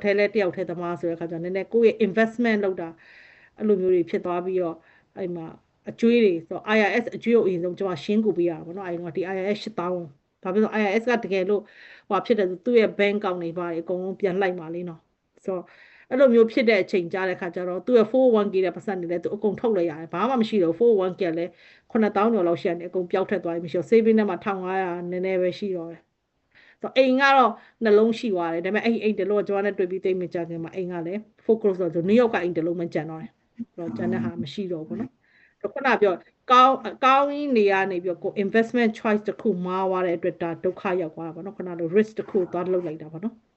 ဒါတော့ retire တောင်မသွားသေးဘူး retire သွားရင်လူဆိုပိုဆိုးတာပေါ့နော် retire သွားလိုက်တယ်ဆိုလို့ရှိရင်ကိုကနေပြောအလုပ်လည်းပြန်လုပ်လို့မရအောင်လေ तू ကတော့ဒါအလုပ်လုပ်နိုင်သေးရဖြစ်တဲ့အတွက်မားခဲ့တာလည်းမားသွားပြီပေါ့နော် so move on ပေါ့နော် okay ဆိုဒီအိမ်ကတော့နောက်ထပ်ဘာမှလည်း refinance ထပ်မလုပ်နဲ့တော့ဒီမှာပဲဆက်နေပြီးတော့ဒီ Florida အိမ်မရှိရင်တော့ तू ပေးမရနိုင်ပါတယ်တည်မလားဒါပေမဲ့အဲ့အိမ်ကိုထုတ်လိုက်ပြီဆိုတော့သူနိုင်အောင်ပေးပြီးပတ်စံပြန်စုပေါ့နော်ပြန်ပတ်စံပြန်စုအဲ့လိုသဘောမျိုးပေါ့ဆိုတော့ဒါကျွန်မပြောချင်တာသူများရဲ့ဟိုကနေပြီးတော့ကိုကဟိုပါပေါ့နော်ဒီအတွေ့အကြုံရအောင်ပြပြတာဆိုဒီနေ့မနေ့ပဲပေါ့နော်ဒီနေ့မနေ့ပဲကျွန်မကိုတယောက်ကိုကျွန်မတို့ဒီ financial plan လာလုပ်ခိုင်းတယ်ဆိုမိနစ်တော့ပြီးခဲ့တဲ့အပတ်ကလည်းကျွန်မပြောလေးနော်ဆို financial plan လာလုပ်ခိုင်းတဲ့အချိန်မှာသူတို့တွေကိုကြည့်လိုက်တာဒီတယောက်ကအခြေအနေဘယ်လိုဖြစ်မလဲဘာတွေမားနေပြီလဲဘာတွေလိုနေပြီလဲဆိုတော့ကြည့်လို့ရတယ်ပေါ့နော်ဆိုဒီတယောက်ကိုကျွန်တော် retire မသွားသေးပါဘူးနည်းနည်းဟိုအသက်40ကျော်ပဲရှိသေးတယ်အသက်40ကျော်ပဲရှိသေးတယ်ပေါ့နော်ဒါပေမဲ့အားလုံးတွေ့အောင်ကျွန်တော်ပြောပြဒီလူကဘာတွေမားနေပြီလဲဘာ direction ဖြစ်နေပြီလဲခုနပြောလို့ပေါ့နော်ဆရာဝန်တယောက်ကလူနာတယောက်ကိုကြည့်လိုက်တယ်ဆိုတာဒီကကိုဝိတ်များနေတယ် cholesterol များနေတယ်သွေးအရန်တိုးနေရပေါ့နော်ဆိုတော့ဒီလိုပဲဒီမှာလည်းကြည့်လိုက်အောင်ကျွန်တော် financial professional တယောက်အနေနဲ့သူအသက်43နှစ်ကလေးနှစ်ယောက်က16နဲ့18ဆိုတော့ तू ကဘာဖြစ်ချင်လဲဆိုတော့ credit card pay off ဖြစ်ချင်တယ် तू အိမ်တစ်လုံးဝယ်ချင်တယ် retirement အတွက်ပတ်စံစုချင်တယ်ဒါ तू ဖြစ်ချင်တဲ့ဥစ္စာတွေသူ့ရဲ့ဝင်ငွေက3400ဝင်တယ်နော်သူ့အိမ်က single mother 3400ဝင်တယ်ဆိုတော့သူ့ရဲ့ပိုင်ဆိုင်မှုကဘာမှမရှိဘူးဘဏ်အကောင့်ထဲမှာလည်း200လောက်ပဲရှိရပြောရမယ်ဆိုတော့အကျွေးရပါရှိလဲဆိုလို့ရှိရင်အကျွေးရကားလုံးက11000ရှိတယ် credit card က6ခုလားမသိဘူးရှိတယ် credit card က6ခုရှိတယ်ဆိုတော့ဒီက expense တွေပေါ့နော် expense တွေကြည့်လိုက်တယ်ဆိုစိုးစိုးဝိုင်းတော့မဟုတ်ပေါ့နော်သူအိမ်က rent လုပ်တာ1600ပေးရတယ် utility 900ပေးရတယ် internet 15ကျပ် grocery က400ကား payment က400ကား insurance က300ကား gas က160 cell phone ကဟိုနည်းနည်းများတယ်သူတို့300က150ပေးရတယ်တဲ့ဆိုတော့ eating out ပေါ့နော်တစ်ခါလေးသွားစားတာ100လောက်ရှိတယ်နောက်ကလေးအတွက်ကြောင်းစိတ်နည်းနည်းပါးပါးပေါ့နော်အဲ့လိုမျိုးလေးစားပဲစားလမ်းလေးပေးရတာဒီလူပြိုနှစ်ယောက်ကို200လောက်ကုန်တယ်ပေါ့ credit card ပေးရ credit card ဒီခုန credit card 6ကတ်ကိုသူတစ်လောက်300ပေးနေဆိုအောက်ကို credit card balance တွေမသွားခင်မှာဒီတယောက်ကဘာတွေမားနေပြီလို့ထင်တယ်ဒီတယောက်က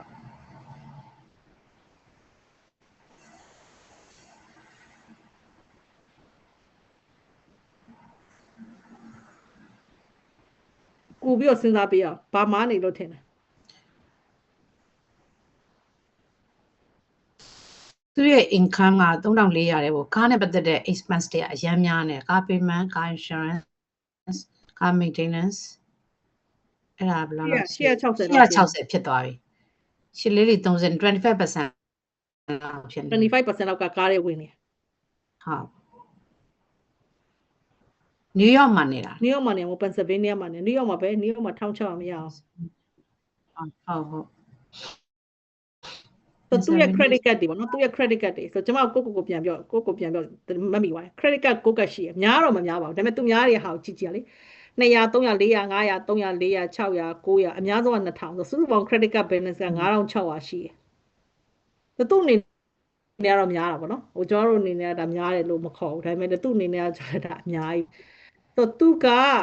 bleeding ဖြစ်နေတယ်ဝင်ငွေနဲ့ထွက်ငွေနဲ့လုံးဝမများဆိုကုန်တာ3400ဒီမှာပဲ3900ဖြစ်နေဆို900ဒါကြောင့် credit card တွေတဖြည်းဖြည်းနဲ့ amount တွေတက်လာနော်ဝင်ငွေက3400ထွက်ငွေကဘယ်လောက်လဲ3900ကဲအခုကျတော့ဘယ်ရောက်သွား shop လဲကားလည်းတော့ပြန်ရောင်းစားရမှာဘယ်လိုလုပ်ရမလဲတဲ့ကားမရှိနဲ့သူအလုပ်သွားလို့မရဘူးကားပေးမဲ့ရတယ်သူ balance ကလည်း11000ကျန်သေးပြန်ရောင်းရင်တော့11000ရမလားကားအဲ့လိုမျိုးပေါ့နော်သူကိုကားပေးမဲ့ကိုပြီးခဲ့တဲ့လ behind ဖြစ်တယ်တဲ့တည်မလားအဲ့လိုမျိုးလေother source of income ရှိနေတယ်တခြားဝင်ငွေရအောင်လုပ် credit short အဲ့မှာcredit card အခုဝင်ငွေနဲ့ထွက်ငွေနဲ့မလောက်တော့ credit card တွေသုံးနေရပါတော့ credit card တွေသုံးနေဆို တော့လည်းတူတော်ပြောရပါတော့ကိုချင်းနေနဲ့စာပြောကိုကဟဲနေရဲ့ဥစ္စာငါအခြေအနေလောက်မစိုးသေးပါဘူးဟဲပြန်ပြောရပါတော့ငါတော့က credit က4000ကျော်တောင်ရှိခဲ့တာပေါ့နော်17ကတ်ရှိရပေါ့နော်နေက6ကတ်ပဲရှိရ balance ကလည်း9000ပါပေါ့နော်နေအခြေအနေကငါအခြေအနေနဲ့စာအများကြီးတာပါသေးရဲ့တင်မလားကိုကသူ့အားမရအောင်ပြောပြရတာပေါ့နော်ဟိုဘယ်လိုပြောမလဲကိုရဲ့ဘဝနဲ့နိုင်ရှင်ပြခါကျတော့နေတကယ်ပြောင်းလဲခြင်းနဲ့ဆိုတော့ဟိုတိတ်ပြီးစိုးရတဲ့အခြေအနေတော့မဟုတ်မိသေးတယ်ပေါ့နော်မိသေးတယ်ဆိုအဲ့မှာကျွန်တော်ဘာကိုရင်ပြောဆိုကလေးတွေ18နဲ့16ကိုကျွန်တော်ပြောတယ်သူကလေးတို့သူပတ်စံကျူရှင်ကျောင်းမတက်နိုင် college သွားရတော့မယ်ဆိုတော့ကျွန်တော်ပြောအမေရိကမှာအလကားရတဲ့ကျောင်းမတက်ရမယ်ကျန်တာဘာမှမစဉ်းစားနဲ့တခါလေးပြောလိုက်ရတယ်ပေါ့နော်တင်လားမတန်သူကလေးတို့စူရက်လုံးသွားယူမယ်လေသိရမလားစက်လုံးသွားယူမွဲမယ်လေဟုတ်တယ်မလားတော့ငကိုတွေကကိုကမှမွဲပါဆိုကိုသားသမီးလည်းထက်ကြပိုမွဲဦးမှာသိရမလားစူရက်လုံးဆိုအမေရိကမှာအလကားရတဲ့ကျောင်းမှာသွားရှာတဲ့ကျွန်မပထမဆုံးနံပါတ်1အဲ့ဒါလေဆိုကလေးက18နေတယောက်က18နေလေသိရမလားနောက်တစ်ရက်ကလည်း16နဲ့ဆိုတော့ခါကြတော့ကားနဲ့ပတ်သက်ပြီးတော့လေကားကိုနောက်ထပ်ဘစ်တော့မှ1000ကျော်တဲ့ကားကိုဝယ်မစင်းနဲ့လို့ကပြောလိုက်ရတယ်နောက်အင်ကန်ကောင်းလာတဲ့အထိပေါ့နော်သိရမလားအင်ကန်ကောင်းလာတဲ့အထိအဲ့ဒါကျွန်မပြောပေးရတယ်ဟိုတနေ့ကကျွန်မကားတစ်စီးဝယ်ခဲ့တယ်ကျွန်မကြွားလိုက်မယ်နော်ကိုမိုချန်တက်လာစီယာကားတစ်စီးဝယ်ရာကားတစ်စီးဝယ်လိုက်တယ်ကျွန်မ Honda ဝယ်လိုက်တယ်ဘယ်လောက်ပေးရတယ်ထင်တယ်အဆန်ကုန်ဆိုပြီးဝယ်ပလိုက်တယ် မနေ့အဲ့ဒါကားစစ်ကြီးလည်းမဟုတ် ကိုမကြောက်ကျွန်မအစ်စ်လို့ပြောလို့ ကျွန်တော်ကြည့်တာနဲ့သိတယ်ပြောရမလို့ကျွန်တော်ကြည့်တာသိအဲ့ဒါအစ်စ်မဟုတ် ဘယ်လောက်ပေးရထင်လဲ ကျွန်တော်မကြည့်ခင်တည်းကသိနေပြီ 9000 6000ပေါ့ 9000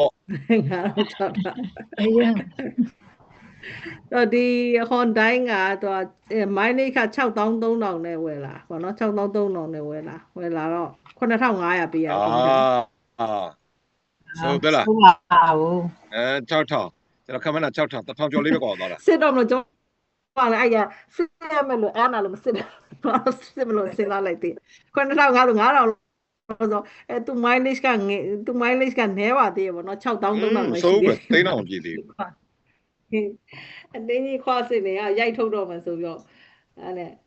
နဲ့ဝယ်လာပါတော့တော့ကျွန်တော်တို့ဒီကားကိုပြတယ်ဟင်မှာငါဝယ်ထားတဲ့ကားသိရမလား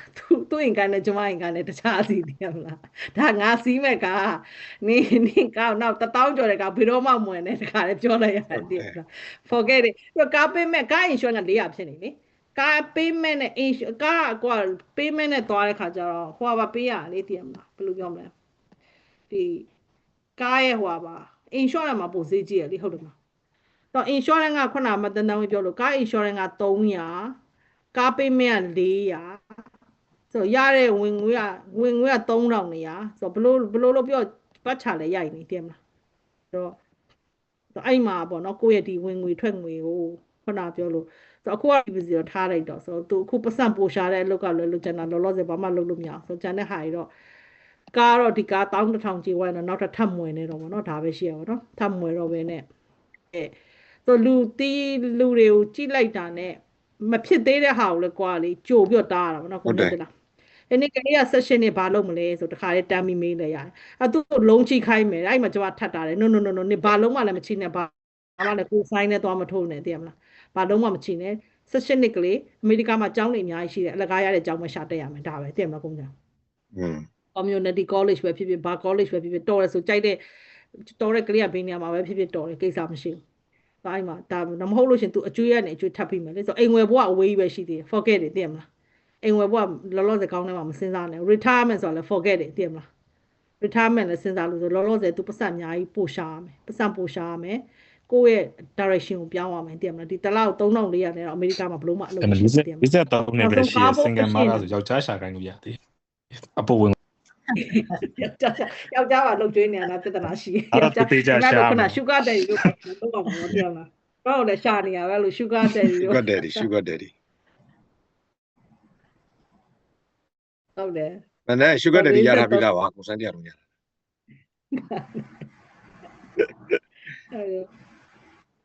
အဲ့လိုမျိုးဟိုပါတော့ကိုဆရာကျော်ထုံးပြောမှန်တယ်ဟောလေဒါပေမဲ့အဲ့လိုမျိုးပေါ့နော်ဒီခုနပြောလို့ကလေးတွေအစိုးရတော့မဟုတ်ပါဘူးနောက်၄-၅နှစ်ဆိုတော့သူ့ဘာသူဖြစ်တော့မှာပါတဲ့မလားဆိုတော့အခုလည်းပတ်တိုင်းလေးနည်းနည်းစလုပ်ပြီးတော့သူ့မျိုးတရားနေရအဲ့လိုမျိုးလေးဟိုသူတို့ဟာနေသူတို့နည်းနည်းလေးဟိုလုပ်ပြီးတော့တနည်းကလေးတွေလှုပ်ပြီးတော့အိမ် expense တွေနည်းနည်းဝင်ထားသူလည်းနည်းနည်းရောတာ ဟုတ် အဲ့ဆို cover ဖြစ်သွားတယ် ကားဖြစ်သွားမှာဆိုအဲ့ direction ကတော့ခုနလို student လုံးထပ်မချီးဖို့ရနောက်ထပ်ကားအသစ်ထပ်မဝယ်ဖို့နောက်ပြီးဒီအကျွေးစမှာပေါ့နော်ဒီ credit card အကျွေးတွေဒါတွေက तू မထိန်ဘူးဆိုလို့ရှိရင်9600လေ1000 ခဏလေးဖြစ်သွားမှာကုန်ချမ်းတယ်လားဝုံနဲ့တက်သွားမှာဒီ bleed ကိုအရင်ဖြတ်မယ်ဒီ credit card ကိုအရင်ဆုံးလွတ်ပြရမယ်တင်မလား credit card ကိုကတ်ရှိရတယ်လက်ပတ်ပြီးတုံးနေကြည့်အောင်ဆိုဒီ credit card ကိုကတ်ကပြဿနာကိုအရင်ရှင်းရမယ်ဒါအရင်ရှင်းထုတ်ဖို့အတွက်ကခုနလိုဝင်ငွေနဲ့ထွက်ငွေနဲ့ expense ကဒီ minus ကဒါအရင်ဆုံးရှင်းရမယ် minus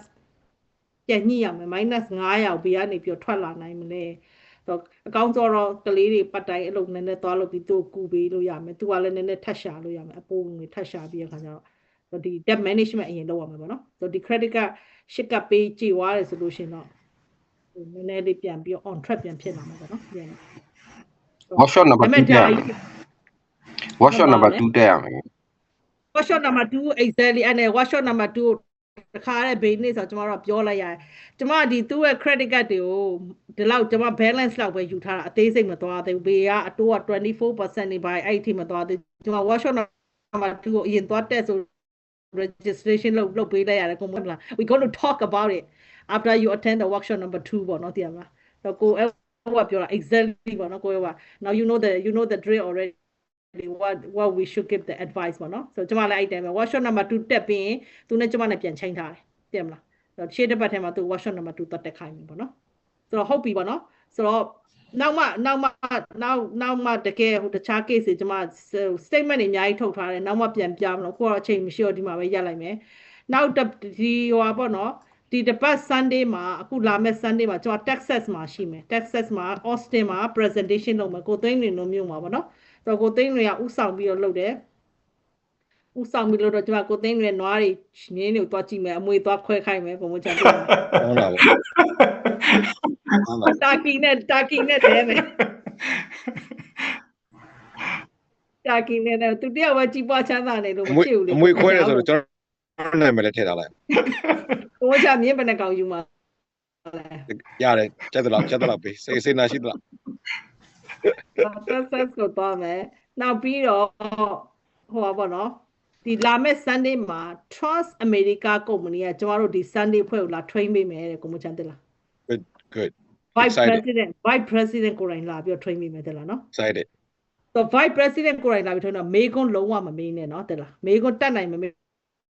မေးတဲ့လူဒီ license ရှိတဲ့လူပဲဖြစ်မှာ license မရှိတဲ့လူတွေပါဇက်ပိတ်နေလုံးဝမမေးနဲ့နော်တက်လား license မရှိတဲ့လူတွေကမေးကျင်တယ်ဆိုလို့ရှင်ကိုမိုးချောင်း test message ပို့လိုက်ကိုမိုးချောင်းကနေတစ်စစ်မေးခိုင်းအန်ကယ်ဦးအောင်မြတ်ကနေတစ်စစ်မေးခိုင်းနော်တက်လားနော်အဲ့တော့နှုတ်မဆိုကျွန်တော်တို့ဗမာတွေနှုတ်တော်တော်ငတုံးနေဘာလာမေးနေလဲမသိဘူးဖြစ်ကုန်နေမယ်သိရမလားဘာလို့တော် member တွေဟိုကလောက်တဲ့လူတွေပဲ train ခွင့်ရှိရ license ရှိတဲ့လူတွေပဲ train ခွင့်ရှိကျွန်မလက်ပတ်ပြီးတော့ခေါ်လာနော်လက်ပတ်ပြီးခေါ်လာဆိုဒီ Friday ညမှာသူလာ train မယ်သူတို့ဒီရဲ့ဟိုပါဘောနော်ဒီ Vice President ကိုယ်တိုင်လာ train မယ်ဆိုတော့ကျမ8:15မှာဝင်ခိုင်းနိုင်မယ်ကိုမိုးချမ်းတက်လားအကြာကြီးစောင့်မနေအောင်လေနော်ကျွန်တော်တို့ဗမာတွေရဲ့တော့ပြန်လူစောင့်လာတယ်မှာလည်းဆိုသိရမလားဆိုတော့8:15မှာဝင်ထားခိုင်းမယ်8:15ဆိုတာနဲ့စမယ်သိရမလားနော်ဒေါင်ဆိုတော့ဘယ်သူမှမစောင့်နဲ့တော့သိရမလားဆိုတော့မိတ်ဆက်တာတွေပါအကုန်လုံးခါလောက်တိုင်း8:15နဲ့8:15မိနစ်တွင်းမှာပြီးအောင်လုပ်ပြီးသူဝင်လာတာနဲ့ကျွန်တော်တို့ပေးလိုက်မယ်ဆိုတော့ license ရှိတဲ့လူတွေကလို့ရတယ်မေးခွန်းနေနော်သူများသိကျင်တဲ့မေးခွန်းတွေကိုချင်းချင်းနဲ့ကနေပဲကိုချက်ပေါက်မှာဗမာလိုရိုက်ပြီးတော့မေးခွန်းကမေးတဲ့နယ်ထင်လို့ရှိလို့ရှိရင်ကိုမိုးချမ်းတို့ဒီ license ရှိတဲ့လူတွေကနေတစ်စင်မေးပေးပေါ့နော်တဲ့လားနော်ဆိုတော့နောက်ပတ် Sunday မှာဒီ company ကြီးတစ်ခုက Vice President ကိုယ်တိုင်လာ train ပေးမယ်တဲ့လားနော်ကိုမေးချင်တာမေးဝင်နေနင်တို့ company bankrupt ဖြစ်ပါလို့မလဲဒါပေမဲ့မေးလို့ရတယ်နော်ဒီကမေးခွန်းတွေမေးလို့ရတယ်ဒါပေမဲ့ဗမာလိုရေးလိုက်မေးတဲ့လူက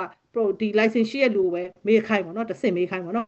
ကိုမချန်တက်လားဆိုမေးတဲ့လူကလည်းတကယ်လို့နှုတ်ဆက်တယ်ဆိုလို့ရှိရင်ခုထားပြီးတော့ဒီလူတွေချို့ဗီဒီယိုဖွင့်ထားမယ်ဗီဒီယိုဖွင့်ထားပြီးတော့ဒီမှာပေါ့နော်ဒါမေးလဲငါဒါမှတန်တန်းဝင်မှာကျွန်မ professional license ရှိပါတယ်လို့ပေါ့နော်တင်ပါပြီလေကိုမိတ်ဆက်ပြီးတော့မေးပေါ့နော်ဟုတ်ကဲ့တော့ပတ်တော့ကြိုပြောထားတာဟုတ်ကဲ့ကိုမချန်နော် thank you ပါဟုတ်ကဲ့ကျွန်တော်တို့ခုနအစောနာပြောသလိုပဲလေမနေ့ဖြန် market ဖွင့်နေတယ်နော်ရုံးကတော့ပိတ်တယ် market ဖွင့်နေတယ်ကျွန်တော်တော့အရင်ရင်ခုန်နေတယ်ဒီညတော့အိပ်ပျော်အိပ်မယ်ကိစ္စမရှိဘူးမနေ့ကြီးကျယ်လုံးမယ်ပေါ့နော်ကြီးကျယ်ရင်ဆိုင်မယ်ဆိုတော့ဒါအကုန်လုံးရင်ဆိုင်ရမှာ Bitcoin ကိုမချန် Bitcoin တွေထုတ်ရောင်းပြလိုက်တော့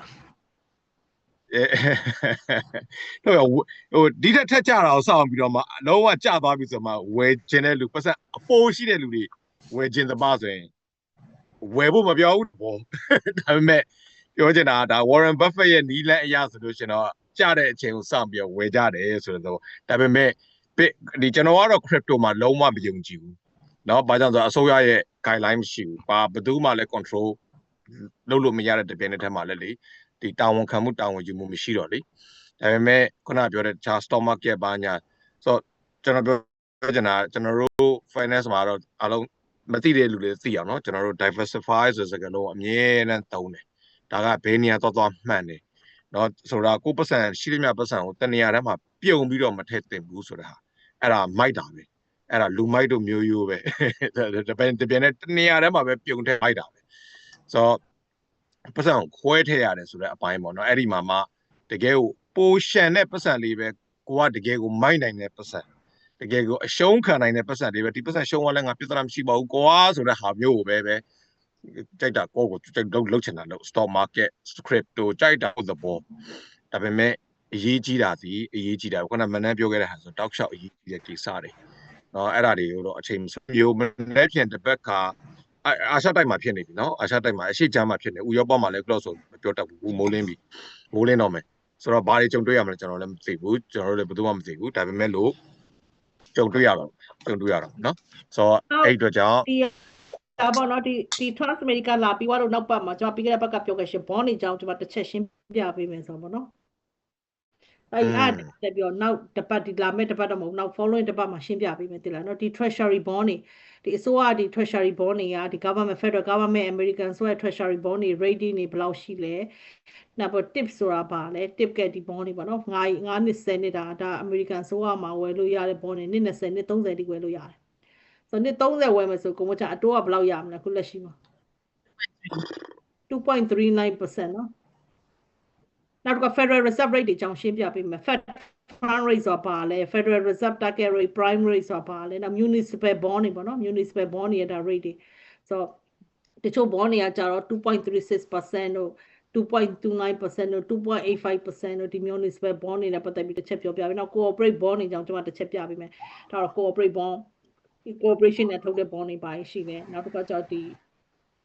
municipal bond 3နှစ်ဆိုလို့နှစ်30ဆို 4.2% ပေါ့နော်ဒီ bond တွေကကျတော့ခုနလိုတချို့ bond တွေက federal tax ပေးစရာမလိုတချို့ bond တွေက federal tax ပေးရတယ်ပေါ့နော် federal tax ပေးရတယ်အဲ့လိုမျိုးတွေရှိရ vice versa ပေါ့နော်တချို့ bond တွေက state tax ပေးစရာမလိုတချို့ bond တွေက state tax ပေးရတယ်ဆိုတော့ဒါတွေနဲ့ပတ်သက်ပြီးတော့ရှိသမျှ bond ဆိုတာနဲ့အခွန်မပေးရဘူးလို့လည်းမထင်လိုက်နဲ့အဲ့ဒါမှားတယ်နော် bond ဆိုတာနဲ့ free tax free တော့မဟုတ်ဘူးသိလားနော် tax free မဟုတ်ဘူးတချို့ state tax ပေးရရင် federal tax မပေးရအောင် federal tax ပေးရရင် state tax မပေးရအောင်ဒါမျိုးတွေရှိရနောက်တစ်ခါသူရဲ့ rating တွေဘယ်လောက်ရှိလဲနော် inflation ကိုတကယ် beat လုပ်လားပေါ့နော်ဆိုတော့ဒါတွေနဲ့ပတ်သက်ပြီးတော့ဒီပြီးခဲ့တဲ့နှစ်20 bond market ကတော့စုပ်ပြတ်တက်နေကိုမချန်သိလား bond market အခြေအနေတိတ်မကောင်းဘူးခေါ်လေဆိုတော့ဒီမတက်ဘူးပေါ့နော်ဒါတွေလေသိမလားဆိုတော့ interest rate ကတက်တဲ့ကြောင့် bond တွေကကျနေပေါ့ဆိုတော့ competitive မဖြစ်ဘူးပေါ့နော်အဲ့လိုမျိုးလေဆိုတော့အရင်အဲ့အကြောင်းနောက်လာမယ့်တစ်ပတ်ကျမှနောက်တစ်ခုကလည်းအရေးကြီးတာလေတဲ့ခုနကျွန်တော်ပြောလို့မေ့သွားခုမှပြင်သတိရတယ်ခုသူတို့ပြင်မနက်ခုနရှင်းပြသွားတဲ့အတဲမှာဆိုလို့ရှိရင်သင်ခန်းစာယူသက်တာလေတော်တော်များများကဘာကြောင့်ဆိုကိုနေတဲ့ပြည်နယ်တွေကလည်းတစ်ခုမတူဘူးဗျာကိုဝင်တဲ့ဝင်ငွေတွေကလည်းမတူဘူးကိုတယောက်နဲ့တယောက်အခြေအနေတွေကလည်းမတူဘူးဆိုတော့လည်းပဲကိုကဉာဏ်ပညာရှိနဲ့စဉ်းစားရတာပေါ့နော်သူများ stock market လောက်တိုင်းကိုက stock market ယူတိုင်းကိုက stock market လိုက်ယူတယ်သူများ crypto ယူတိုင်းကိုက crypto လိုက်ယူတယ်သူများအိမ်သစ်ဝယ်တယ်ကိုကအိမ်သစ်လိုက်ယူခုနမနန်းပြောတဲ့သူရဲ့ client တွေကတယောက်လုံးဒီကားသစ်ကသူ့ရဲ့ dream ကျွန်တော်ပြောချင်တာအဲ့ဒါလေးတွေကျွန်တော်တို့ကစိတ်နဲ့မသွားဘဲနဲ့ညံနဲ့သွားဖို့တော့လိုတာပေါ့နော်စိတ်နဲ့အလုံးမလုံးပဲနဲ့လေကိုတခါကျကိုလိုချင်တာကြီးကိုပဲတတ်မဲ့လိုချင်တာကြီးကိုပဲဟိုသာဖြစ်တာမဟုတ်ပဲနဲ့ကိုအုံနောက်နဲ့တခြားဆင်းပြီးတော့ငါလိုချင်တာတော့ဟုတ်ပြီတကယ်လက်တွေ့မှာငါဘလို့ဒုက္ခရောက်သွားနေတယ်ဆိုတဲ့ဟာမျိုးကငါမရှိဘဲနဲ့လုတ်လိုက်တယ်ဆိုလို့ရှိရင်လေနော်ဟိုဝါမရှိဘဲနဲ့ဝီးလုတ်လိုက်တယ်ဆိုရင်ကိုကဒုက္ခရောက်မှာလေဒုက္ခရောက်တော့ကိုပဲခံရတာလေနော်ဆိုတော့အမျိုးလေးတွေကစာတေချာစဉ်းစားရတာပေါ့နော်အများသောအဖြစ်ကကိုအိမ်ဘီနာကားသက်ဝယ်တယ်ကိုလည်းလိုက်ဝယ်တယ်ကိုအမျိုးထဲမှာလိုက်ဝယ်တယ်ကိုလည်းလိုက်ဝယ်တယ်ဒါမျိုးတွေကိုတကယ်ချင်းနဲ့ဝယ်ကိုတချို့လူတွေအတွက်အလုံးမဖြစ်ဘူးနော်ဒါမျိုးလေးတွေကိုညံနဲ့စဉ်းစားနိုင်ဖို့အတွက်ကိုတော့ကျွန်တော်ကတော့ဒါဖြည့်ဆွက်ပြီးတော့မှဟိုအကျဉ်းပေးခြင်းတယ်ပေါ့နော်တေချာစဉ်းစားကြမှာပေါ့နော်စိတ်နဲ့မသွားနဲ့ညံနဲ့သွားပေါ့နော် ဘာကြောင့်လဲဆိုတော့တကယ်ခံရတော့ကိုပဲခံရတာလीနော်ဟုတ်ကဲ့မိကုများရှိကြလားခင်ဗျ